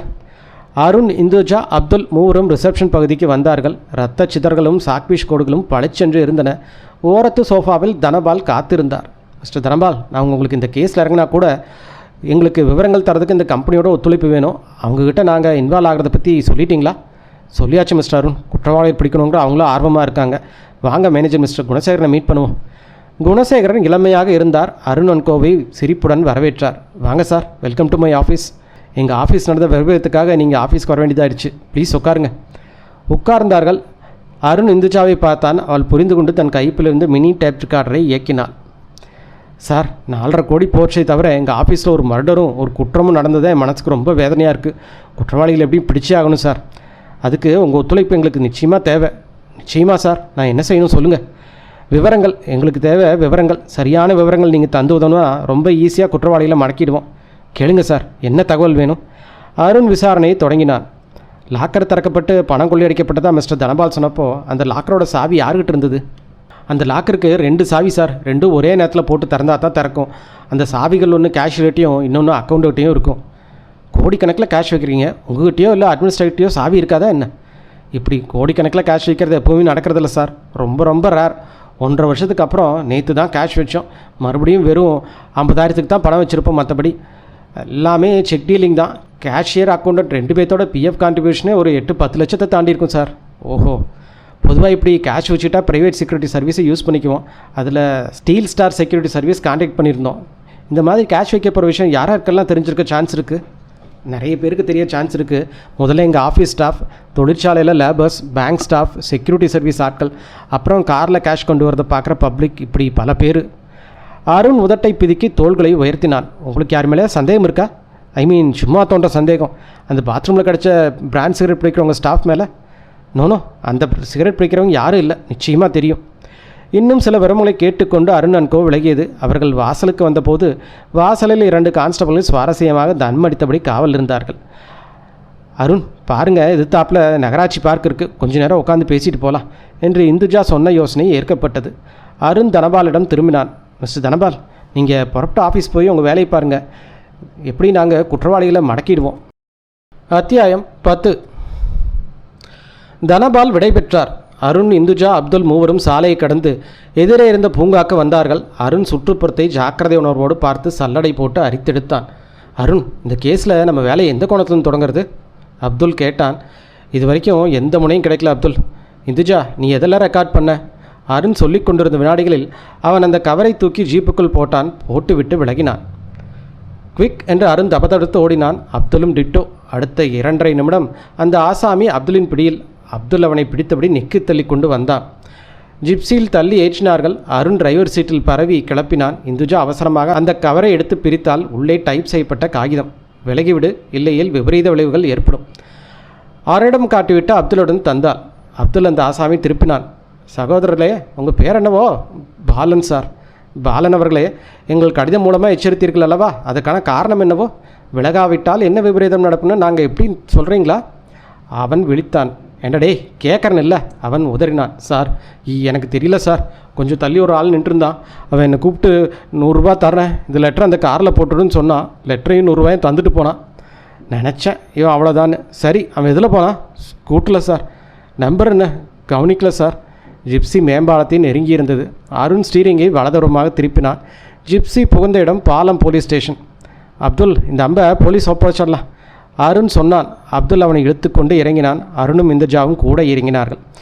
அந்த ஆசாமி காக்கி சட்டிலின் கஸ்டடிக்கு போனான். இந்து, வந்ததே வந்தோம், அப்படியே இன்ஸ்பெக்டரை ஒரு பார்வை பார்த்துட்டு போயிடலாம். அருண் இன்ஸ்பெக்டர் அறைக்குள் நுழைந்தான். இன்ஸ்பெக்டர் ஜேசி டேனியல் எங்கேயோ புறப்பட்டு கொண்டிருந்தார். வாங்க அருண், ஏதாவது விசேஷமா? இல்லை இன்ஸ்பெக்டர், கொள்ளையடிச்ச ஆசாமியை எச்சரிக்கை பண்ணியிருக்கான். அந்த ஆசாமி பிடிச்சி கொண்டு வந்தோம். ஆள் கிடச்சிட்டானா? நோனோ, எச்சரிக்கை கடிதம் கொண்டு வந்த ஆசாமி மட்டும்தான். இருக்கட்டும், அவனை அப்புறம் விசாரிக்கலாம். நான் இப்போது ஹை கிரவுண்டு கிளம்பிகிட்ருக்கேன். அந்த கேஷியர் மயங்க கிடந்தாரே, அவருக்கு நினைவு வந்துருச்சாமா? டாக்டர் ஃபோன் பண்ணினார். வர்றீங்களா? அவர்கள் புறப்பட்டார்கள். அவர்கள் ஹை கிரவுண்டுக்கு வந்தபோது கேஷியர் ராமதுரைக்கு விழிப்பு வந்திருந்தது. டாக்டர்கள் பரபரப்பாகவே இருந்தார்கள். இன்ஸ்பெக்டர் டேனியலும் சப் இன்ஸ்பெக்டர் தீபன் மற்றும் அருண் அன்கோவும் அந்த ராமதுரையை நெருங்கினார்கள். அவன் தீனமாக முடங்கினான். இன்ஸ்பெக்டர் ஆர்வமாய் பார்த்து ஏதோ சொன்னான். இன்ஸ்பெக்டர் டேனியல் மிக நெருங்கி குனிந்தார். இந்துஜாவும் தன் கைப்பையுடன் அவனை நெருங்கினாள். உள்ளே மினி கேசட் ரெக்கார்டர். சொல்லுங்கள் மிஸ்டர் ராமதுரை. இன்ஸ்பெக்டர், நான் சாயங்காலம் பாத்ரூம் போனப்போ அங்கே ஒளிஞ்சிட்டு இருந்த ஒருத்தனை மிரட்டி என்று ஆரம்பித்து ராமதுரை தனக்கு தெரிந்த விவரங்களை சொன்னான். டாக்டர் குறுக்கீடு செய்தார். இன்ஸ்பெக்டர், பேஷண்ட்டு துப்பாக்கி குண்டு பட்டுமே கூட அதிர்ஷ்டவசமாக எப்படியோ உயிர் தப்பிச்சிட்டாரு. ஆனால் பேஷண்ட் இன்னும் ரொம்ப பலவீனமாக இருக்கார். உங்கள் விசாரணை சீக்கிரமாக முடிச்சுக்கோங்க please. He need some rest. இன்ஸ்பெக்டருக்கு அவனை விட மனதில்லை. அந்த எம்எஸ்ஐ பார்த்து ஒரு அசட்டு சிரிப்பு சிரித்தார். Okay doctor, but only 3 questions என்று சொல்லிவிட்டு மீண்டும் ராமதுரையிடம் திரும்பினார். அவனை இதுக்கு முன்னாடி பின்னாடி எங்கேயாவது பார்த்துருக்கீங்களா? ராமதுரை வலப்புறமும் இடப்புறமும் தலையசைத்தான் இல்லை என்பதாக. அவங்க 2 பேரும் ஏதாவது பேர் சொல்லி கூப்பிட்டுட்டாங்களா? ஆமாம், அவன் என்கிட்ட சோலையப்பேன்னு அவன் பேரை சொன்னான். ஆனால் அடுத்த ஆசாமி அவனை சோமுன்னு கூப்பிட்டான். குட், நல்ல அப்சர்வேஷன். இது கேஸுக்கு ரொம்ப உதவுற பாயிண்ட். அவன் போகக்கூடிய இதம் பற்றி ஏதாவது பேசிட்டாங்களா? மீண்டும் இல்லை என்று தலையசைத்தான். அவங்க நிச்சயமாக 2 பேர் தானா? ஆமாம் இன்ஸ்பெக்டர். டாக்டர் மீண்டும் குறுக்கீடு செய்தார். போதும் இன்ஸ்பெக்டர், இதுக்கு மேலே துப்பாக்கி குண்டுப்பட்ட ஒருத்தரை சித்திரவதை பண்ணாதீங்க ப்ளீஸ். அவரால் தாங்க முடியாது, நாளைக்கு வச்சுக்கோங்க. ஓகே என்று இன்ஸ்பெக்டர் டேனியல் விலகினார். இந்துஜாவும் ரொம்ப குழப்படியான கேஸ் போல் இருக்கு என்று தனக்குள் சொல்லி கொண்டார். எல்லோரும் திரும்பினார்கள். திரும்பும் பொழுது அருண் சொன்னார், ராமதுரைக்கு போட்டிருக்கிற செக்யூரிட்டியை பலமாக்குங்க இன்ஸ்பெக்டர். பெட்டர், இவன் உயிரோடு இருக்கிறத சீக்கிரட்டாக வச்சுக்கலாம். நானும் அதைத்தான் நினச்சேன். நியூஸ் ரிப்போர்ட்டர்கிட்ட ராமதுரை செத்து போனதாகவே சொல்லிக்கிறேன். இன்ஸ்பெக்டர் ஸ்டேஷனை நோக்கியும் அருண் அண்ட் கோ டிடெக்டிவ் அலுவலகத்தை நோக்கியும் பயணித்தார்கள். Detective office. அங்கு அருணின் அறையில் அருண் தலையில் சின்ன செயற்குழு கூடியிருந்தது. அசிஸ்டன்ட் டிடெக்டிவ் ஆஃபீஸர்கள் இந்துஜா, அப்துல், விஜய், லதா அனைவரும் கூடியிருந்தார்கள். இந்துஜா ஹைகிரவுண்ட் ஆஃபீஸில் பதிவு செய்த டேப்பை கேசட் பிளேயருக்குள் செலுத்தி ப்ளே பட்டனை அழுத்தினால் ராமதுரையின் ஒலி. எல்லோரும் கவனமாக கேட்டுக்கொண்டிருந்தார்கள். இந்து, மற்ற கேசட்லையும் போடு. தனபால் குணசேகரன் பேசுனதையும் இவங்க கேட்கட்டும். எனவே ஒளிபரப்பு தொடர்ந்தது. கேசட்டுகள் தங்கள் பதிவுகளை ஒப்பித்த பின் அருண் சொன்னான், இந்த கேஸில் குற்றவாளி பற்றி 2 கேள்விக்குறி. அவன் பாத்ரூமில் ஒழிஞ்சிருந்தார். ராமதுரையோட ஸ்டேட்மெண்ட். பாத்ரூமில் தயாராக ஒழிஞ்சிருக்கணும்னா அவன் அந்த ஆஃபீஸை அதோட நடைமுறைகளை நல்லா தெரிஞ்சவனாக இருக்கணும். இந்துஜா, ஆனால் கேஷியர் ராமதுரை அவனை பார்த்ததே இல்லைன்னு சொல்லியிருக்காரே. இது விஜய். எனக்கு ஒரு யூகம் அருண். அவன் அந்த ஆஃபீஸில் அறிமுகம் இல்லாதவன், அதாவது கேஷியர் ஸ்டேட்மெண்ட் படி. ஸோ இவன் இந்த ஆஃபீஸ் பக்கத்தில் எங்கேயாவது இருந்து அந்த ஆஃபீஸை வாட்ச் பண்ணியிருப்பான்னு நினைக்கிறேன். அருண் சொன்னான், correct Indu, note this point. குற்றம் நடந்த நாள்லையும் அதுக்கு 1-2 நாள் முன்னாடியே அந்த பகுதியில் புது ஆசாமி யாராவது நடமாடுங்களான்னு விசாரிக்கணும். அப்துல் தொடர்ந்தான், அந்த 2 பேரில் ஒருத்தன் பேர் சோமுன்னு தெரியுது. சோமுங்கிற பேரில் முன்னாள் குற்றவாளி யாராவது இருக்காங்களான்னு விசாரிக்கணும். சமீபத்தில் விடுதலையான ஆசாமிகள் யாரையாவது சோமுன் பேரில் இருக்காங்கன்னு பார்க்கணும். இதுவும் ஒரு நல்ல வியூ தான். குட் என்றான் அருண். நம்ம முதல்ல ஆள் யாருங்கிறத ஐடென்டிஃபை பண்ணணும் அருண். அதுக்கப்புறம் அவனோட இருப்பிடத்தை லொக்கேட் பண்ணணும். அப்படியே கபால்னு மடக்கிடலாம் என்றான் விஜய். நம்ம ஃபாலோ பண்ண வேண்டியது ப்ரொசீஜராக வச்சுக்கலாம். ஆனால் என்ன லதா மௌனமாக இருக்க? எதுவும் தோணல அருண் என்றாள் லதா. அவளுக்கு அனுபவம் பத்தாது, இன்னும் 4-5 கேஸ் வந்தால் தேறிடுவா என்றாள் இந்துஜா. அருண் தொடர்ந்தான், குற்றவாளி புது ஆசாமியாக இருந்தால் அவன் இந்த ஆஃபீஸ் பக்கத்தில் எங்கேயாவது இருந்து அந்த ஆஃபீஸை நோட் செஞ்சான்னா அவன் ராத்திரி பகல்னு இடவிடாமல் அங்கிருந்து தானே ஆகணும். போலீஸ் ரோந்து அப்பப்போ இந்த மாதிரி ஆட்களை சந்தேகத்தில் விசாரிக்கணுண்டு. அப்படி யாராவது விசாரிச்சாங்களான்னு போலீஸில் விசாரித்தா என்ன? லதா சொன்னால், இது ஒரு நல்ல வியூ இந்து. சரி லதா, சும்மாவே இருக்கே. ஸ்டேஷனில் இன்ஸ்பெக்டர் டேனியல்கிட்டையோ எஸ்ஐ தீமனோ இருப்பாங்க, ட்ரை பண்ண. நீயே இதை விசாரிச்சுட்டு. லதா எழுந்து ஹலோவாக போனாள். அருண் அசிஸ்டன்ட் டிடெக்டிவ் ஆஃபீஸர்ஸ் கோஷ்டி அடுத்த கட்டத்தை நோக்கி யோசித்தது. அந்த ஆஃபீஸில் இருக்கும் இடத்தில் ஒரு அலச வேண்டும் என்று யோசனை மட்டும் தோன்றியது. அதே சமயம் லதா ஃபோனில், ஹலோ இன்ஸ்பெக்டர் டேனியல் இருக்காரா? இப்போ தாங்க வந்துட்டு வீட்டுக்கு போனார். நான் எஸ்ஐ தீபன் இருக்காங்க, பேசுகிறீங்களா? சில வினாடிகளுக்கு, ஹலோ ஐ எம் தீபன். லதாவா? ஆமாம் சார், ஒரு விவரம் வேணும். லயன் ஃபெர்டிலைசர்ஸ் அன்கோ ஆஃபீஸில் கொள்ளை நடந்ததுக்கு அந்த குற்றவாளி 2-3 நாளாக அந்த ஏரியாவில் சுற்றிருப்பாங்களோன்னு நினைக்கிறோம். ரோந்து போன போலீஸ் பார்ட்டி அப்படி யாராவது என்கொயரி பண்ணியிருக்காங்களான்னு விவரம் தெரியணுமே. எதிர்முனையில் தீபனுடன் பரபரப்பு ஏற்பட்டது. வெயிட் லதா, என்னோட யூகம் சரியாக இருந்தால் குற்றவாளிகளை நேரடியாக பார்த்த விஷயத்தில் அந்த ஆஃபீஸ் கேஷியர் ராமதுரை தவிர இன்னொரு ஆளும் இருக்குது. இருங்க, கன்ஃபார்ம் செய்து சொல்கிறேன். லைனில் வெயிட் பண்ணுங்கள். லதாவையும் பதற்றம் தொற்றியது. எஸ்ஐ தீபன் தரப்போகும் தகவல் என்னவாக இருக்கும்? ஹலோ லதா. எஸ் சார், சொல்லுங்கள். 26ஆம் தேதி, அதாவது கொலை நடக்கிறதுக்கு 2 நாளைக்கு முன்னாடி ஒரு கேஸ் ரெஜிஸ்டர் ஆகிருக்கு. பிரியா கிருஷ்ணன் ஒரு ரைட்டரு பிச்சைக்காரங்களை பற்றி ஒரு பத்திரிக்கையில் ஒரு ஆர்டிக்கல் எழுதுறதுக்காக 7-8 பிச்சைக்காரங்களை பேட்டி எடுத்திருக்காங்க. அப்போ அந்த லயன் ஃபெர்டிலைஸ் பக்கத்தில் ஒரு பிச்சைக்காரங்கிட்ட பேட்டி எடுத்துகிட்டு அவனை ஃபோட்டோ எடுக்க முயற்சி பண்ணியிருக்காங்க. ஃபோட்டோன்னு தான் இந்த ஆள் ரொம்ப பதறி வேண்டான்னு மறுத்துருக்கான். ஆனால் இந்த பொண்ணு ஸ்னாப் எடுத்துருச்சு. அங்கே இருந்து புறப்பட்டு ஜங்ஷன் வரதுக்குள்ளே கேமரா மட்டும் தொலைஞ்சு போயிருக்கு. அப்போ நாங்கள் இதை சாதாரண பிட் பேக்கெட் நினச்சோம். ஆனால் இப்போ அந்த நிகழ்ச்சிக்கும் இந்த கொள்ளைக்காரனுக்கும் சம்மந்தம் இருக்கும் போல் இருக்கு. எஸ்ஐ தீபன் விவரம் சொல்ல லதா அதை டிடெக்டிவ் அருணுடன் கூறினால். அருண் பிரகாசமானான். நம்ம இப்போ உடனே பிடிக்க வேண்டியது அந்த ஜேர்னலிஸ்ட் பிரியா கிருஷ்ணனை. போலீஸ் அந்த அட்ரஸ் தேடுறதுக்குள்ளே நம்ம போகணும். இந்து, லதா, ஆளுக்கு ஒரு ஃபோனை எடுத்து திருநெல்வேலியில் இருக்கிற பத்திரிக்கை ஆஃபீஸில் விசாரிங்க. 10 நிமிஷத்துக்குள்ளே என் அட்ரஸ் என் டேபிளுக்கு வந்தாகணும். இந்துஜாவும் லதாவும் உற்சாகமாக போனார்கள். இந்து, அந்த அட்ரஸ் எனக்கு கிடைச்சா ஒரு ஸ்டிக்கர் போட்டு பேக்கெட்டும் ஒரு ரப்பர் பேண்ட் பேக்கெட்டும் நீ வாங்கி எனக்கு ப்ரெசென்ட் பண்ணணும். இந்த அட்ரஸ் உனக்கு கிடைச்சா நான் உனக்கு ப்ரெசென்ட் பண்ணுறேன். அட்ரஸை தேடி தினத்தந்தி, தினமலர் என்று பத்திரிகை ஆஃபீஸுக்கு டயல் பண்ண ஆரம்பித்தார்கள். ஐயா, கிடைச்சாச்சு என்றால் இந்துஜா. அந்த பிரியா கிருஷ்ணன் வீடு பேட்டையில் இருந்தது. அருண் எழுந்தான். இந்து வா, நம்ம 2 பேரும் போய் விசாரிச்சுட்டு வந்துடலாம். இந்து உடனே புறப்பட்டாள். கார் எடுக்கட்டா? அந்த பொண்ணு ஏதாவது உபயோகமாக சொல்லிச்சுன்னா ஸ்பாட்டு கூட்டிகிட்டு போய் அந்த இடத்த வச்சு விசாரிக்க உதவியாக இருக்கும். கார் எடுத்துக்கோ. அதிலிருந்து 4வது நிமிடம் கார் பேட்டை சாலையில் சீறிக்கொண்டிருந்தது. அத்தியாயம் 11. பிரியா கிருஷ்ணன் என்ற இந்த ஹேமாவின் வீடு பேட்டையில் தபால்காரன் உதவியால் விரைவிலேயே கண்டுபிடிக்கப்பட்டது. அருண் அறிமுகப்படுத்தி கொண்டும் மலர்ந்தாள். சார், நானே உங்களை பார்க்கணும்னு நினச்சிருந்தேன், நீங்களே வந்துட்டீங்க என்று மகிழ்ச்சியாக வரவேற்றாள். ஏதேதோ பேச நினைத்தான். ஆனால் அவை எல்லாவற்றையும் விட்டுவிட்டு அருண் நேரடியாக விஷயத்துக்கு வந்தான். காரணம் அருகில் இருக்கும் இந்துஜா தான். ஆமாம் சார், அன்றைக்கி அந்த பிச்சைக்காரனை பேட்டி கண்டுட்டு அவனை ஃபோட்டோ எடுக்க போனப்போ தான் ரொம்ப பதறினான். அவங்ககிட்ட சில வித்தியாசமான விஷயங்கள் இருந்துச்சு சார். அப்படியா? அவன் வாட்ச் கூட வச்சுருந்தான், ஷேவ் பண்ணி ரொம்ப டீசெண்டாக இருந்தான், ட்ரெஸ் எல்லாம் நீட்டாக இருந்தது, வேணும்னே கிழிச்சு போட்டுக்கிட்ட மாதிரி தெரிஞ்சுது. இதெல்லாம் நான் கவனித்தாலும் அப்போ அவனை பற்றி எனக்கு சந்தேகம் வரல. நீங்கள் சொல்கிறத பார்த்தா அவன் குற்றவாளியில் ஒருத்தன்னு நினைக்கிறேன். இப்போது கொள்ளை நடந்ததுக்கப்புறம் யோசித்து பார்த்தா அதுக்கு சான்ஸ் இருக்குதுன்னு தோணுது சார். அவனோட லுக்கு ஒரு பிச்சைக்கார மாதிரியே இல்லை. நான் பேட்டிக்காக கேள்விகளை கேட்டப்போ ரொம்ப யோசித்து பதில் சொன்னான். ரொம்ப செயற்கையாக கொச்சி மொழியில் பேசினான் சார். அவனை ஃபோட்டோ எடுத்தனால தான் அவனோட கூட்டாளி கேமராவை திருடிட்டுக்கணும்னு தோணுது. அருண், ஆசாமி அவனாக தான் இருக்கணும் என்றாள் இந்துஜா. நீ அவன் இருந்த இடத்த காட்ட முடியுமா? ஓ, ஸ்பாட்டுக்கு காட்டுறேன் சார், இப்போவே போகலாமா? அனைவரையும் சுமந்து வந்த கார் திரும்பியது. திருநெல்வேலி டவுன் தாலுகா அலுவலகத்துக்கு எதிரே இருந்த லயன் ஃபெர்டிலைசர் நிர்வாக அலுவலகம். காரோட்டி வந்த இந்துஜா காரை ஒதுக்கி ஓரம் கட்டினால் மூவரும் உதிர்ந்தார்கள். ஹேமா அருணையும் இந்துஜாவையும் அழைத்து சென்றாள். இதோ இங்கே தான் சார் அவன் இருந்தான். எந்த பக்கம் பார்த்து? இப்படி அவன் இருந்த திசையை ஹேமா நின்று காட்டினாள். இப்படி இந்த மாதிரி ஃபேஸ் பண்ணி தான் அவன் இருந்தான் என்றால் அருண் மனசுக்குள் குபீர் ஆனான். இதே பொசிஷனா பாருங்கள், இந்த ஆங்கிள் அந்த ஆஃபீஸை நோக்கி அதை கண்காணிக்கிற முடிகிற வகையில் தான் இருக்குது இல்லையா? ஆமாம், அவன் கன்ஃபார்ம் ஆகிடுச்சு இல்லையா அருண்? இந்துஜா கேட்க அருண் தலையாட்டினான். இந்துஜாவுக்கு தலையாட்டி விட்டு ஹேமாவுடன் திரும்பினான். அந்த பிச்சைக்காரனை பற்றி குறிப்பாக ஏதாவது அடையாளம் சொல்ல முடியுமா? குறிப்பிட்டு சொல்லணுன்னா அடையாளம் எதுவும் இல்லை சார். காலில் கட்டு போட்டிருந்தான், அது செயற்கையாக இருக்குங்க. இருக்கலாம், அவனை பற்றி இங்கே யார்கிட்டையும் விசாரித்தா தெரியும். விசாரிப்போம் என்று அருண் சொல்லிக்கொண்டு இருந்த வினாடி இந்துஜா குவினாள். Arun, look here. அருண் பார்த்தான். சிகரெட் துண்டுகள், வில்ஸ் ஃபில்டர் சிகரெட் துண்டுகள், அந்த ஆஃபீஸ் டாய்லெட்டிலும் ஆஃபீஸிலும் கிடைத்ததாக கூறப்பட்ட அதே பிராண்டு சிகரெட் துண்டுகள். இந்த ஹேமா பார்த்த அந்த பிச்சைக்கார ஆசாமி கொள்ளையில் சம்மந்தப்பட்டவன் தான் உறுதியாக கொஞ்சம் கொஞ்சமாக சேர்ந்து வருவதை பார்த்தான் அருண். நல்ல வசமான இடத்துல சந்தேகம் வராத வகையில் உட்காந்துட்டு ஆஃபீஸை கண்காணிச்சிருக்கான். அவனை பற்றி நீ யார்கிட்ட விசாரிக்கலாம்? அருண் பார்வையை சுழற்றினான். பக்கத்தில் ஃபேன்சி ஸ்டோர் மற்றும் சில தனியார் அலுவலகங்கள், கடைகள், ஷோரூம்கள் டேமே என்று உட்கார்ந்திருந்தன. இந்த அலுவலகத்திலும் கடைகளிலும் உள்ளவர்கள் பார்த்திருப்பார்களா? விசாரித்தான். பலன்தான் ஜீரோ.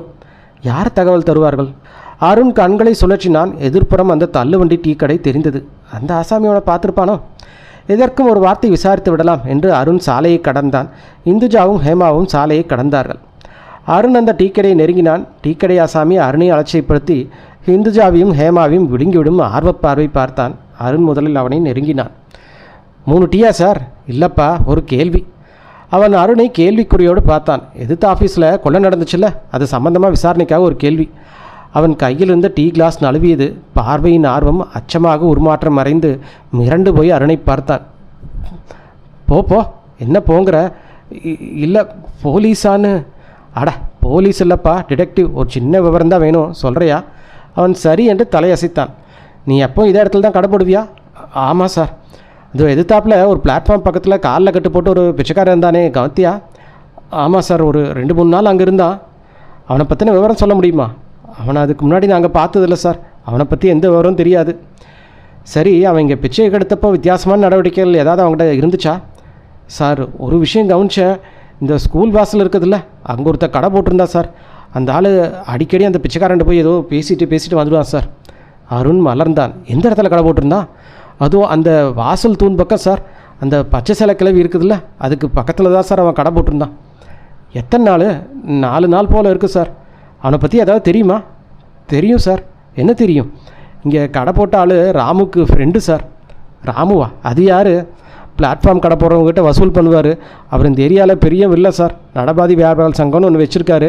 அதுக்கு தலைவர், செயலாளர், பொருளாளர், கொள்கை பொறுப்பு செயலாளர் எல்லாமே அவர் தான். அந்த ராமு வீடு எங்கே இருக்குது?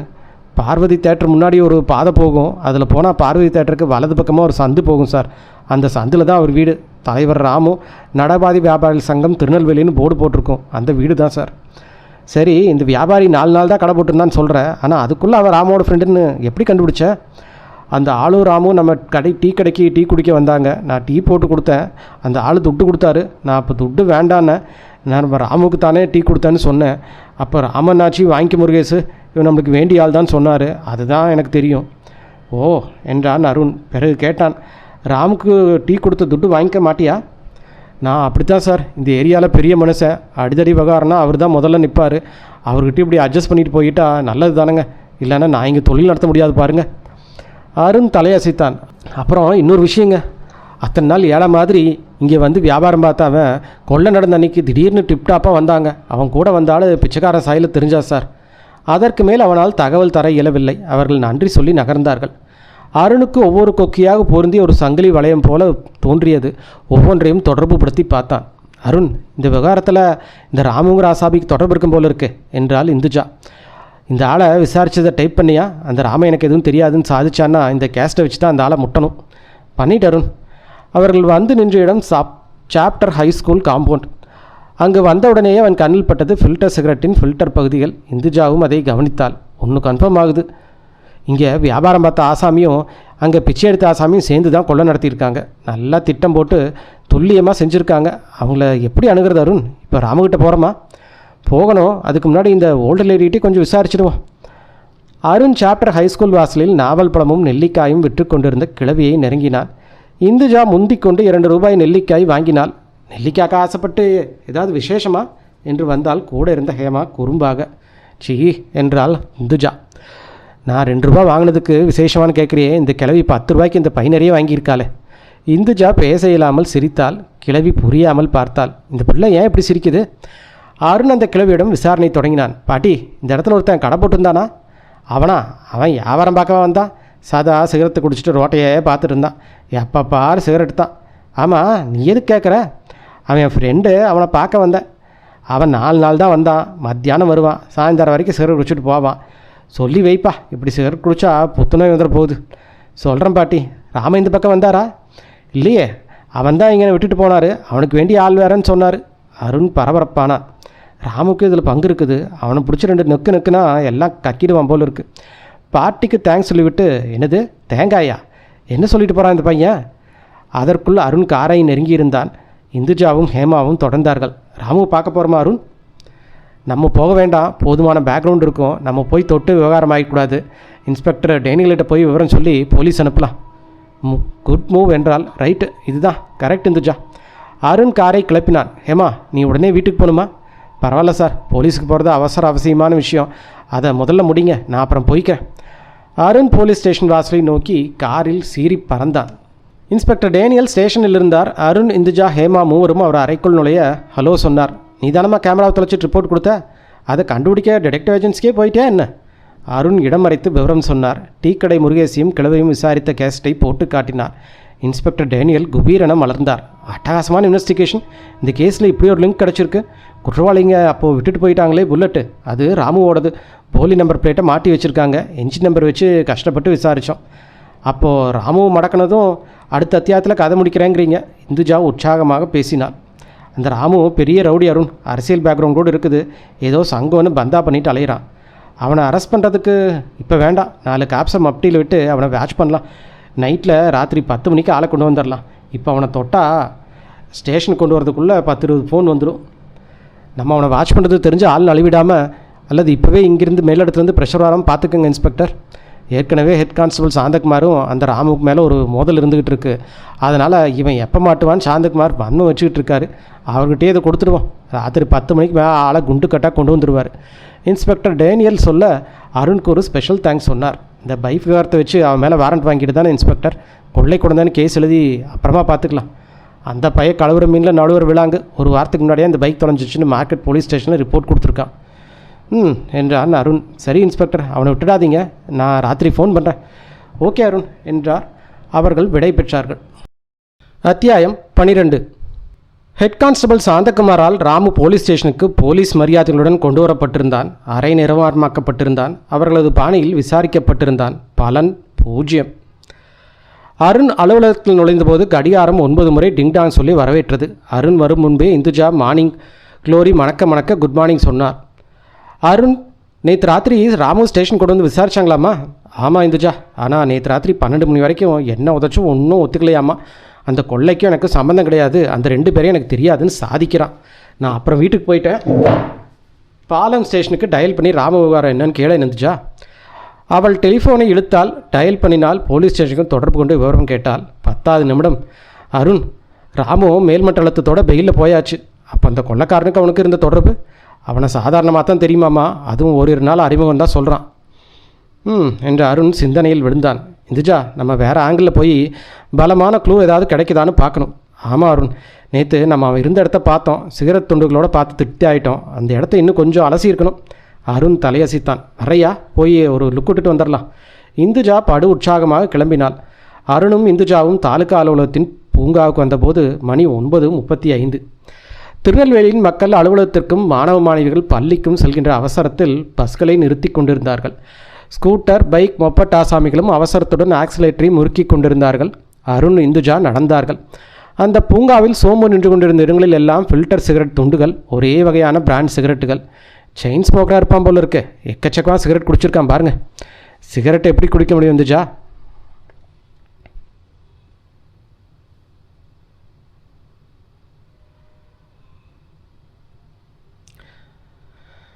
விடுவா, அந்த ஆள் வியாபாரம் செஞ்ச இடத்தையும் ஒரு பார்வை பார்ப்போம். இருவரும் அங்கிருந்து நகர்ந்து சாப்டர் ஹை ஸ்கூல் பக்கம் வந்தார்கள். கிழவி நெல்லிக்காய் வியாபாரத்தில் ஈடுபட்டிருந்தால் அங்கும் அதே பிராண்ட் சிகரெட் துண்டுகள். இந்த இடம் தான் அண்ணாச்சி வியாபாரம் செஞ்ச இடமா தெரியுது. அருண் அந்த இடத்துலேருந்து நின்றால் அவனை பார்த்த வியாபார கிழவி, ஏன்பா உன் ஃப்ரெண்டு அந்த பையனை 2-3 நாளாக காணலையே? ஆமாம் பாட்டி, அவனை தான் பார்க்க வந்தோம். அவனோட அட்ரஸ் தெரியலையே. இங்கே 3 நாளோ 4 நாளோ தான் இருந்தான். 5ஆம் நம்பர் பஸ்ஸில் தான் அடிக்கடி வருவான் போவான். காலையில் தான் வியாபாரம் பண்ணலான்னு இருக்கும். ஆனால் அவன் வர்றதே மதியானம் தான் வருவான். கிழவி சொல்ல அருண் மலர்ந்தான். கிழவி பரவாயில்ல, நல்லா கவனிச்சிருக்கா. என் 5 பஸ் செல்லும் ரூட்டில் தான் எங்கேயோ இருந்து வந்து போயிருக்கிறான். ஜங்ஷன், கொக்கரகுளம் பிரிவு, Vannarapettai, Murugankurichi, Palayam bus stand, Kulavanigarpuram, Perumalpuram, NGO colony என்று நீண்ட லிஸ்ட் கொண்ட ரூட் அது. எந்த இடத்தில் அவனை தேடுவது? அருணுக்கு சோர்வாக இருந்தது. அவன் இந்த சிகரெட்டை தவிர வேறு ஏதாவது தடயம் விட்டிருப்பானோ? அருண் தன் கண்களுக்கு தேடல் பணி வழங்கினான். இந்துஜாவும் தன் பங்கிற்கு தேடினாள். அருண் அந்த பாலித்தீன் பைகளை செடிகளுக்கிடையே இருந்து எடுத்தான். என்ன அருண், அதை பார்க்குறீங்க? அது பாலித்தீன் பேக் தானே? இது மிட்டாய் பேக்கெட் அந்துஜா, இதில் பாரு. அந்த மேலே அந்த கடையோட அட்ரஸ் பிரிண்ட் ஆகிருக்கு. இந்துஜா அருணை உரசையோடு வந்து பார்த்தாள். அடா ஆமாம், நர்மதா ஸ்டோர்ஸ், மிட்டாய் மற்றும் பலகாரங்கள் மொத்த விற்பனை, அம்பை சாலை, குலவணிகர்புரம். இந்துஜா வாசித்தாள். அருண், லிங்க்கு தெரியுதா? 5ஆம் நம்பர் பஸ்ஸு, குலவணிகர்புரம். ஆக நமது மதிப்புக்குரிய விருந்தாளி அந்த குற்றவாளி அவர்கள் குலவணிகர்புரத்தில் தான் இருக்கிறாங்க. வா இந்துஜா, அங்கே போய் விசாரணை தொடங்கலாம். அருண், இந்த மாதிரி பாலித்தீன் கவர்கள் கொஞ்சம் தள்ளியும் நிறைய இருக்குது. நான் முதல்லையே பார்த்தேன். ஆனால் இந்த மாதிரி அட்டகாசமாக கேஸுக்கு உதவும் தெரிஞ்சிருந்தா நான் முதல்லையே எடுத்திருப்பேன். இன்னும் நிறைய இருக்கா? எந்த பக்கம்? வாங்க காட்டுறேன்.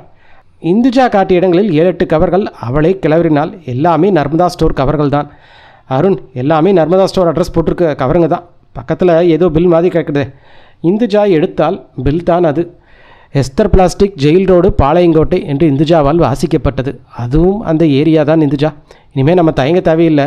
உடனடியாக போய் விசாரணை ஆரம்பிக்கலாம். அந்த ஏரியாக்காரனாக தான் இருக்கணும். ஆனால் இது திருப்பதியில் மொட்டை போடணும் தர்ற விவகாரம் தான். அவர்கள் புறப்பட்டார்கள். குலவணிகர்புரம் ரயில்வே கேட்டை தாண்டி வலப்புற சாலை திரும்பிய பிரிவில் உடனேயே நர்மதா ஸ்டோர் கண்ணில் பட்டது. உரிமையாளர் யாருக்கோ பில் போட்டு கொண்டிருந்தார்.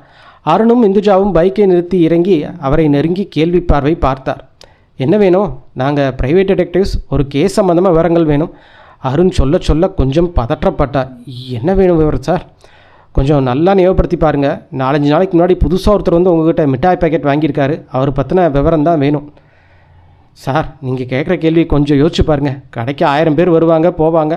அவங்களில் புது ஆட்களும் இருப்பாங்க, பழைய ஆட்களும் இருப்பாங்க. ஒவ்வொருத்தரையும் நான் நினைவு வச்சுக்க முடியுமா? கேள்வியில் நியாயம் தெரிந்தது. இந்த ஒரு விஷயத்தை வைத்துக்கொண்டு எப்படி மோப்பம் பிடிப்பது? இது ரொம்ப வேகாக தான் இருக்குது. இருந்தாலும் இது சம்மந்தமாக ஒரு சின்ன க்ளூ கிடச்சா கூட நூல் பிடிச்சி முன்னேடுவோமே. அந்த ஆள் எப்படி இருப்பார்? அது தெரிஞ்சால் தான் போதுமே. ஒரு பெரிய கொள்ளை, 2 கொள்ளையில் சம்மந்தப்பட்ட ஆள். சரி, இந்த எஸ்தர் பிளாஸ்டிக் எங்கே இருக்குது? நீங்கள் வந்த வழியில் தான் இருக்குது. ஆமாம், அந்த ஆள் எஸ்தர் பிளாஸ்டிக்கில் பாட்டில் வாங்கினானா? ஆமாம், அவன் பேர் சோலையோ சோமுவோ. ரைட்டு, தெரியுது. ரொம்ப சிகரெட் கொடுப்பாரு, அவர் தானே? அருணுக்குள் ஆர்வம் கொப்பளிக்கும் பதற்றம் பொங்கியது. அட, ஆசாமியை நெருங்கிட்டோம். ஆர்வத்தில் காதோறும் ஜிவ்விட்டது. இந்துஜாவும் குபீரானாள். அவரே தான் சார். சார், எனக்கு அவ்வளோவா அந்த ஆளை பழக்கம் கிடையாது. ஆனால் இங்கே மிட்டாய் வந்தார், அதுதான் நினைவு வச்சு சொல்கிறேன். அந்த ஆளை எங்கே இருக்காருன்னு தெரியுமா? இந்த ஏரியா தான், ஆனால் எங்கே தங்கியிருக்காருன்னு தெரியல. ஐயோ, அந்த ஆளை எப்படியாவது பிடிக்கணுமே. சார், நான் ஒரு விஷயம் சொல்கிறேன். எதிர்த்தாப்பில் ஒரு ஊமையர் பள்ளி இருக்குது பாருங்கள். அங்கே பொன்ராஜ்னு ஒரு சப்வார்டன் இருக்கார். அவரும் நீங்கள் சொல்கிற ஆளும் அடிக்கடி பேசியிருக்கிறத பார்த்துருக்கேன். நீங்கள் அவரை பிடிங்க. அவர் விவரம் சொல்ல சான்ஸ் இருக்குது. அந்த பொன்ராஜ் உங்களுக்கு எப்படி தெரியும்? பக்கத்தில் இருக்கிறதே பெட்டி கடை, நம்ம கடை தான் சார். தம்மடிக்க வருவார். நிறைய பத்திரிக்கை, கதை புக்கு வாங்கிட்டு போவார். அவங்க 2 பேருமே அடிக்கடி ஃபில்டர்வெல் சிகரெட் தான் வாங்கிட்டு பேசிட்டு நிற்பாங்க. தேங்க்ஸ் சார் என்று விட்டு விலகினான். அந்த ஊமையர் பள்ளிக்கு எதிரிலேயே இருந்தது. புகுந்தார்கள். அருண், இந்த பொன்ராஜும் அந்த சேலையோ சோலையோ சோமுவோ அவனும் சேர்ந்து தான் இந்த கொள்ளை நடத்திருக்குன்னு நினைக்கிறேன். வா பார்க்கலாம். அந்த காம்பவுண்டருக்குள் வந்து கொண்டிருந்த ஒருவரை நிறுத்தி, சப்பார்டன் மிஸ்டர் பொன்ராஜை பார்க்கணுமே என்றார்கள். அதோ இடது பக்கம் தெரியுது பாருங்க, அது லயன்ஸ் ஆஃபீஸு, அங்கே விசாரிங்க, கரெக்டாக சொல்லுவாங்க. அருணும் இந்துஜாவும் இடப்புறம் திரும்பி நடந்தார்கள். அலுவலகம் தெரிய நுழைந்தார்கள். ஓர் எக்ஸ்கியூஸ் மீ செலவழித்து அறிமுகம் செய்து கொண்டு விஷயத்துக்கு வந்தார்கள். ஒரு கேஸ் விஷயமா ஒரு சின்ன என்கொயரி. உங்கள் ஹாஸ்டலில் பொன்ராஜ்னு ஒரு சப்பார்டன் இருக்காரா? அவர்கிட்ட சில விஷயங்களை கேட்கணும். பொன்ராஜா இருப்பாரே, தெற்கு பக்கம் காட்டேஜ் இருக்குல்ல, அதில் 2வது காட்டேஜில் இருப்பார். பொன்ராஜ் கொஞ்சம் முன்வழுக்கியோடும் ஏறுநிற்றையோடும் வந்தார். அருண் எழுந்து அவரை தனியாக அழைத்து சென்றான். அவரா? அவர் பேர் சோமசுந்தரம்னு சொன்னார். ரொம்ப பழக்கம் கிடையாது. நான் இப்போ ஆச்சு டீ குடிக்க வெளியே வருவேன், அவரும் வருவார். சும்மா அப்படி ஏற்பட்ட பழக்கம்தான் சார். அவர் கூட ஃப்ரெண்டு ஒருத்தர் உண்டு, அந்த ஆள் பேர் மாது. அவங்க வீடு எங்கே இருக்குது? வீடு எங்கேயோ இந்த ஸ்கூல் தாண்டி கொஞ்சம் தள்ளி ஒரு தனி வீடு இருக்குது. அங்கே தான் 2 பேர் தங்கியிருக்காங்க. காட்ட முடியுமா? அடுத்த 8வது நிமிடம் அந்த தனி வீட்டில் இந்துஜா, பொன்ராஜ், அருண். வீடு சாத்தப்பட்டிருந்தது. அருண் போய் காலிங் பில்லை தேடி ஏமாற்றம் பெற்றான். கதவில் கை வைத்து தட்ட கதவின் அசைவு தெரிந்தது. இடுப்பு பிரதேசத்தை தொட்டு பார்த்தான். ரிவால்வர் உறுத்தியது. கதவை தள்ளினான். திறந்து கொண்டது. Hello sir. உள்ளே வந்தான். இந்துஜாவும் பொன்ராஜும் தொடர்ந்து வந்தார்கள். முதல் பார்வையிலேயே தெரிந்தது, வீடு காலி. பறவைகள் பறந்து போச்சு என்றாள் இந்துஜா. அருண் முதலறையை தாண்டி 2வதுக்குள் புகுந்தான். அதுவும் வெறிச்சு. 3வது குப்பை கசமசாக்கள், குவியலாக பேண்டேஜ் துணிகள், எல்லாமே உபயோகப்படுத்தப்பட்ட நிலையில். நம்ம தேடி வந்த ஆசாமி இவங்க தான் கன்ஃபார்ம் ஆகிடுச்சு. அவன் பிச்சைக்கார வேஷம் போட்டால் உபயோகித்த பேண்டேஜ் துணி பாரு. அருண், தேடி பார்க்கலாம், ஏதாவது தடயம் கிடைக்குமான்னு. இங்கிருந்தே போயிருக்க மாட்டாங்க, எங்கே போனாங்கன்னு கண்டுபிடிக்கணுமே. இது அவங்களோட நிரந்தர குடியிருப்பு இல்லைன்னு தெரியுது. இந்த கொள்ளை திட்டம் வெற்றிகரமாக நடந்ததும் பணத்தோடு அவங்க பறந்துட்டாங்கன்னு நினைக்கிறேன். இந்து, ஒவ்வொரு இடத்தையும் நல்லா கவனி, சின்ன விஷயம்னாலும் அழைச்சிப்படுத்தாமல் பாரு என்று இந்துஜாவுடன் சொன்ன அருண் பொன்ராஜிடம் திரும்பினான். இதுதான் குற்றவாளிகள் மறந்துடுதான்னு நினைக்கிறேன் மிஸ்டர் பொன்ராஜ். நீங்கள் கொஞ்சம் வெயிட் பண்ணுங்கள், நான் ஒரு தடவை பார்த்துட்டு வந்துடுறேன். Okay sir, take your time. Arun பார்வை சல்லடை போட்டான். இந்துஜாவும் டிட்டோ. அத்தியாயம் 13. ஏதாவது சின்ன தடயம் கிடைக்காதா? கொஞ்சோண்டு சின்னதாக ஏதாவது ஒரு க்ளூ? அருணின் மனம் அடித்து கொண்டது. இவ்வளவு தூரம் தோண்டி துருவி வந்து எதிர்கொண்ட இந்த ஏமாற்றம் அவன் மனதை ரொம்ப பாதித்தது. அங்கே எங்கே விசாரித்து ஒரு வழியாக ஆசாமலை நெருங்கினால் இப்படி சிட்டாக பறந்துவிட குப்பையை கிளறி கொண்டிருந்த அருணின் இதயம் பிரேக் டவுன். காரணம், கோடைகளுக்குள் கிடந்த அந்த கசங்கிய துண்டு காகிதம். ரயில்வே ரிசர்வேஷன் பாரத்தின் ஒரு பகுதி. ரயில் என்ஜினின் முன் தோற்றமும் வட்டமும் சேர்ந்த தென்னக ரயில்வேன்னு ஒரு சின்னத்தோடு கூடிய ஒரு பகுதி. அட, பறவைகள் ரயிலே போயிடுச்சா? எங்கே போயிருப்பாங்க? இந்த ரிசர்வேஷன் பாரம் முழுசையும் பொறுக்குனா ஏதாவது வரும் தெரியுமோ? அவசரமும் பதற்றமாக தொற்றிக்கொள்ள குப்பையை இன்னும் கிளறினான். மேலும் 3 துண்டுகள் கிடைத்தன. அவற்றை பொறுக்கி இணைத்தான். ரயில்வே ரிசர்வேஷன் பாரம் முழுமை பெற்றது. ஊர் பெயர் எழுதப்படாமல் கிழித்து போட்டிருந்த ரிசர்வேஷன் பாரம் அது. பெயர் பகுதியில் சோமசுதம் என்று அது அடிக்கப்பட்டிருந்தது. அதன் மேல் முருகன் என்று எழுதப்பட்டிருந்தது. 2வது பெயர் மாதவன் என்று அழைக்கப்பட்டு தங்கசாமி என்று திருத்தப்பட்டிருந்தது. அருண் அவசரமாக ஃப்ரம் டு பகுதியை பார்த்தான். அது வெறிச்சென்று இருந்தது. இந்துஜா கவனித்து கொண்டே இருந்தாள். அருண், 2 பேரும் பணத்தோட கம்பி நீட்டிட்டாங்க, எங்கன்னு தெரியலையே. பார்க்கலாம். இந்த ரயில்வே ரிசர்வேஷன் ஃபாரத்தை அவங்க நிரப்பியிருக்காங்க. முதல்ல தங்களோட உண்மையான பேர் எழுதியிருக்காங்க. ஆனால் அதுக்கப்புறம் அது தப்புன்னு நினச்சி அடிச்சுட்டு போலி பேர் எழுதியிருக்காங்க. பிறகு அடித்தல் திருத்தத்தோடு இருக்கிற ஃபாரம் வேண்டான்னு புது ஃபாரத்தால் எழுதி நிரப்பியிருக்காங்க. கரெக்டருன், அவங்க கிழிச்சு போட்ட ரிசர்வேஷன் ஃபாரத்தை எங்கேயே குப்பையில் கூட போட்டது நம்ம லக்கு தான். குப்பை இன்னும் கிளறினார்கள். நிறைய காகித துண்டுகள், எக்கச்சக்கமாக இருக்கவே பார்த்த பிராண்ட் சிகரெட் துண்டுகள், பேப்பர்கள் பல கிடைத்தன. அவற்றை ஆராய்ந்து தேவையானதை எடுத்தார்கள். அதை வைத்து பார்க்கும் பொழுது, ஒன்று 850 2 ரோலர் டைப் சூட்கேஸில் வாங்கப்பட்டதுக்கான சென்ட்ரல் டிராவல் எய்ட் கடையின் பில் ஒன்று. 2வது சின்னு 35438 என்று எழுதப்பட்ட ஒரு சின்ன டைரி காகிதம். வேறு எதுவும் கிடைக்கவில்லை. இதெல்லாம் எடுத்துக்கோ, நம்ம ஆஃபீஸ் போகலாம் என்று சொல்லிவிட்டு பொன்ராஜிடம் திரும்பினான். பொன்ராஜ், உங்கள் ஃப்ரெண்டு சோமு எந்த ஊருக்கு போயிருப்பான்னு உங்களுக்கு ஏதாவது யோகம் இருக்கா? சார், அவன் கூட எனக்கு சும்மா பழக்கம்தான். நீங்கள் நினைக்கிற மாதிரி ஃப்ரெண்ட்ஷிப்லாம் இல்லை சார். அவன் எங்கே போனானே தெரியாது சார். பொன்ராஜின் குரலில் பரிதாபம் வழிந்தது. அருண் புறப்படும் முன் ஒரு பார்வையை ஒரு சுழற்றினான். வேறு ஏதாவது குப்பை அல்லது தடயம் இருக்குமா? ஆனால் சுவற்றில் ஒரு டெய்லி காலண்டர் தொங்கிக் கொண்டிருந்தது. இந்துஜா அதை கவனித்தாள். அருண், பாருங்கள், நேற்று வரைக்கும் தேதி கிழிக்கப்பட்டிருக்கு. ஸோ அந்த ஆசாமிகள் நேற்றோ இன்றைக்கோ கிளம்பியிருக்கணும். ஸ்டேஷனில் விசாரித்து பிடிச்சிடலாம். அருண், இன்றைக்கி தான் கிளம்புனாங்கன்னா இங்கேயே அவங்கள மடக்கவும் சான்ஸ் இருக்கு. இந்துஜா சொல்ல அவர்கள் அவசரம் பிடித்தது. இதில் ஏதோ சின்னன்னு ஒரு டெலிஃபோன் நம்பர் போட்டிருக்கு, அதையும் பார்த்துடலாம். வா இந்து, குவிக். இனிமேல் இங்கே வீணாக்க நம்மளுக்கு ஒரு செகண்ட் கூட டைம் இல்லை. டிடெக்டிவ் அலுவலகம். அருண், இந்த சின்னு அப்படிங்கிற டெலிஃபோன் நம்பர் இருக்குது, ஏதாவது ஒரு ஃபார்முலா மாதிரியில் இருக்குது. ஒருவேளை ஏதாவது கப்பல் பேராக இருக்குமோ விஜய்? அருண், இந்த சின்னு 35438ங்கிறது ஃபோன் நம்பராக இருக்காதோன்னு தோணுது. ஏதோ ஒரு ஃபார்முலா மாதிரி இருக்குது. ஒருவேளை ஏதாவது கப்பல் பேராக இருக்குமா விஜய்? அப்படி இல்லைன்னா ஏதாவது கோட் வேர்டா? ஆளாளுக்கு யோசனை செய்தார்கள். யோசனையில் இருந்த அருண் திடீரென சிலிப்பிக் கொண்டான். I got it. என்ன அருண்? அவங்க ட்ரெயினில் ரிசர்வ் செஞ்சு போயிருக்க சான்ஸ் இருக்குது. பெரிய சூட்கேஸ் வாங்கியிருக்காங்க. அதை தூக்கிட்டு பஸ்ஸில் போகிறது ரொம்ப கஷ்டம். ட்ரெயின் தான் வசதி. அன்ரிசர்வ் கம்பார்ட்மெண்ட்டில் இடம் எடுக்கிறி. சூட்கேஸ் வைக்க சிரமம்னு நிறைய பிரச்சனை இருக்குது. என்னோடய யூகம் என்னென்னா, அவங்க திருநெல்வேலி ரயிலில் ஏறல, வேறு ஏதோ ஒரு ஜங்ஷனில் போய் ட்ரெயின் ஏறி இருக்கணும். Wow, possible Arun. தூத்துக்குடி இங்கேருந்து ஜஸ்ட்டு 50 மினிட்ஸ் ட்ராவல் தான். அவங்க தூத்துக்குடி போயிருக்க சான்ஸ் இருக்குது. அதே மாதிரி தான் கோவில்பட்டியும், அங்கே கூட போயிருக்கலாம். இல்லைன்னா ஒரு டாக்ஸி பிடிச்சி கூட போயிருக்கலாம். கையில் 4 கோடி தான் பணம் இருக்குது. லதா, ஃபோன் எடு, தூத்துக்குடி ரயில்வே ஸ்டேஷனுக்கு ஃபோன் பண்ணி கேள. லதா ஃபோன் நோக்கி ஓடினாள். 170வது முன்னாடி மலர்ந்தால் ஓட்டமாக ஓடி வந்தாள். தகவல் கிடைச்சாச்சு. நேற்று ட்ரெயினில் தங்கசாமி, முருகன் 2 பேர் கோயம்புத்தூர் போயிருக்காங்க. லதா எல்லோர் முகத்திலும் ரோஜா பூக்கள் பூக்க வைத்தாள். அருண், அப்போ அந்த 34538ங்கிறது கோயம்புத்தூர் ஃபோன் நம்பராக இருக்குமா? அது 34538 இல்லை விஜய், அது 35438. ஏதோ ஒன்று. அந்த நம்பர் கோயம்புத்தூர் நம்பராக இருந்தால் அவங்க அந்த நம்பரில் உள்ள ஆட்களை நிச்சயம் தொடர்பு கூட வச்சுருப்பாங்க. சின்னுங்கிறது ஒரு ஆள் பேராக தான் இருக்கணும். சின்னப்பதாஸ், சின்னதுரை, சின்னசாமி, தென்னராசா மாதிரி உள்ள பேருக்கு செல்ல சுருக்கள் தான் இந்த சின்னுன்னு நினைக்கிறேன். இப்போ அடுத்து என்ன பண்ணுறது? நம்மளோட அடுத்த ஸ்டெப் என்ன? அடுத்த ஸ்டெப் இன்ட்டு கோயம்புத்தூர் என்றான் அருண். இந்துஜா ஆர்வமாக கேட்டாள். நானும் வரேன் தானே அருண்? கோயம்புத்தூர் குளிரான பிரதேசம், நீ இல்லாமையா? என்று முறைத்தாள் இந்துஜா. போர்வை போல பனியை போர்த்து கொண்டிருந்த காலை நேரத்து ஜில்லான கோயம்புத்தூர். காந்திபுரம் பஸ் ஸ்டாண்ட் பஸ்ஸிலிருந்து உதிர்ந்தார்கள் அருணும் இந்துஜாவும். வெள்ளை புகை போல தூள் பனி படர்ந்திருந்தது. அருண் சொற்றதையுடன், இந்துஜா சால்வியுதையுடனும் குளிரை எதிர்த்து போர்க்கொடி தூக்கி இருந்தார்கள். அருண் மணியை பார்த்தான். 4:30. இந்து, ஏதாவது ஹோட்டலில் போய் ஃப்ரெஷ்அப் பண்ணி டீ சாப்பிட்லாம், அப்புறம் அந்த நம்பருக்கு ஃபோன் செய்யலாம். இருவரும் நகர்ந்து கஸ்தூரி பவனில் புகுந்தார்கள். தங்கள் 32ஐ துலக்கி டீ குடித்து ஃப்ரெஷ்ஷாக வந்த பொழுது மணி 6. ஹோட்டலிலேயே ஃபோன் இருந்தது. அனுமதி பெற்று டயலை சுழற்றினார்கள். எதிர்முனையில் ரிங்கு போனது. எடுக்கப்பட்ட பொழுது ஒரு முரட்டு குரல். ஹலோ, யார்? சின்னுவா என்றான் அருண் தெரிந்த மாதிரி. சின்னு இல்லை, நான் வாட்ச்மேன் சந்திரன் பேசுகிறேன். நீங்கள் யார்? நான் அருண், ப்ரைவேட் டிடெக்டிவ்னு. இந்த நம்பர் தானே அது? ஆமாம் சார், இது RRO ஆஃபீஸு. ரைட், அங்கே சின்னுன்னு யாராவது இருக்காங்களா? சின்னையா, சின்ராசு, சின்னப்பதாஸ்னு. அருண் முடிக்க முன்னே, சார் சின்னசாமின்னு ரேடியோ வாத்தியார் இருக்கார் சார், ஆனால் இப்போ இல்லை, 10 மணிக்கு தான் சார் வருவார். ஆமாம், நீங்கள் ஏதோ ப்ரைவேட் டிக்கெட்டுன்னு சொன்னீங்களே சார், அது என்னது? அவர் வந்தா சார், நான் சொல்லிடுறேன். அது இருக்கட்டும் மிஸ்டர் சந்திரன், நாங்களே அங்கே வந்துடுறோம். நாங்கள் வர்ற வரைக்கும் வெயிட் பண்ணுறோம். சரிங்க சார். அங்கே எப்படி வரணும்? எங்கேருந்து பேசுகிறீங்க இப்போது? காந்திபுரம் பஸ் ஸ்டாண்ட்லேருந்து. அங்கேருந்து டவுன் பஸ் பிடிச்சிங்கன்னா சார் நேராக ரயில்வே ஸ்டேஷன் வந்துடலாம். ரயில்வே ஸ்டேஷன் எதுக்காப்பில் தேவி ஹோட்டல் இருக்குது சார். அதுக்கு பக்கத்தில் ஒரு சந்து இருக்குது. அது வழியாக வந்தீங்கன்னா கடைசியில் ஆர்ட்ஸ் காலேஜ் ரோட்டில் வந்து இந்த சந்திக்கும். அங்கேருந்து பார்த்தா நீல கலரில் ஒரு போர்டு தெரியும் சார், அதுதான் RRO ஆஃபீஸ் சார். வர்றீங்களா? ஆமாம், 10 நிமிஷத்தில் வந்துடுறோம். 10 நிமிடத்தில் வந்ததாக சொன்ன அருண் இந்துஜா அந்த RRO ஆஃபீஸ்க்கு வர அரை மணி நேரத்துக்கு மேலாகியது.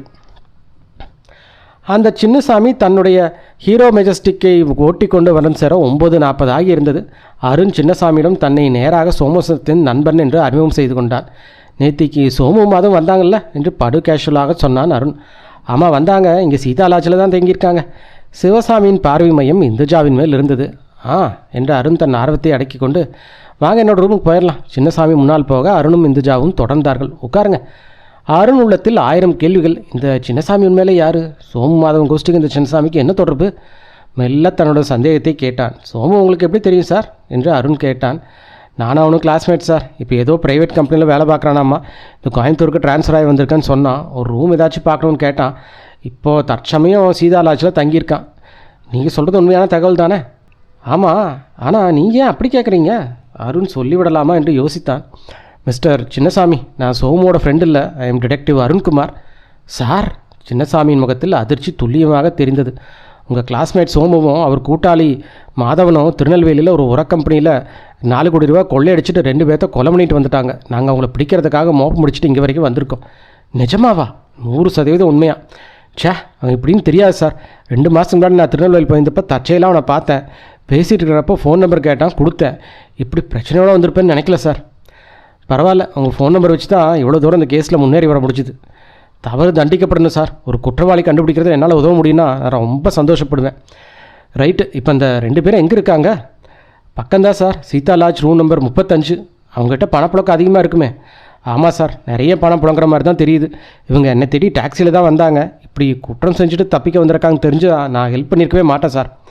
பரவாயில்ல, அவங்கள கலைச்சிட வேண்டாம். பக்கத்தில் போலீஸ் ஸ்டேஷன் எங்கே இருக்குது? பக்கத்தில் தான் சார் கோர்ட்டு பக்கம் போலீஸ் கண்ட்ரோல் ரூம் இருக்குது. ஸ்டேஷன் கேஜி ஹாஸ்பிட்டல் எதிர்த்தாப்புல இருக்குது சார். வாக்கபிள் டிஸ்டன்ஸ் தான். அவங்கள காண்டாக்ட் பண்ணி ஆளுகளை மடக்கிடலாம். அருண் செயல்பட தயாரானான். அப்புறம் என்ன, அடுத்த 1 மணி நேரத்தில் போலீஸ் சீதா லாட்ஜின் முன் 35வது ரூமை டொக்கியது. அலட்சியமாக வந்து கதவை திறந்த சோமுவும் மாதவனும் கட்டில் தள்ளப்பட்டு அமுக்கப்பட்டார்கள். சூட்கேஸ்களில் கற்றையாக பணம் கண்டுபிடிக்கப்பட்டது. அவர்கள் செலவு போக மீதி 3,97,00,000 ரூபாய் மீட்கப்பட்டது. கோவை அர்பன் போலீசார் 4 சோமுவுக்கும் மாதவனுக்கும் கருப்பு பூனை பாதுகாப்பு தர எவர்சில்வர் வளையங்கள் கையில் மாட்டப்பட்ட நிலையில் அவர்களை நெல்லை நோக்கி நெடும் பயணம் தொடங்கியது. அருண் இந்துஜாவிடம், அருண், கேஸ் தான் முடிஞ்சிருச்சே, இவ்வளோ தூரம் வந்தோம், ஊட்டிக்கு ஒரு விசிட் போயிட்டு வந்துடலாமா என்று கெஞ்ச ஆரம்பித்தார். முற்றும் போடும் முன் ஒரு செய்தி. அன்றைய தினசரியில் முதல் பக்கத்தில் 3 கால செய்திக்கான தலைப்பு தயாரை கொண்டிருந்தது. நெல்லை போலீசாரின் அதிரடி நடவடிக்கை. கொள்ளை நடந்த 3வது நாளே குற்றவாளிகள் பிடிபட்டனர். ரூபாய் 4 கோடி மீட்கப்பட்டது.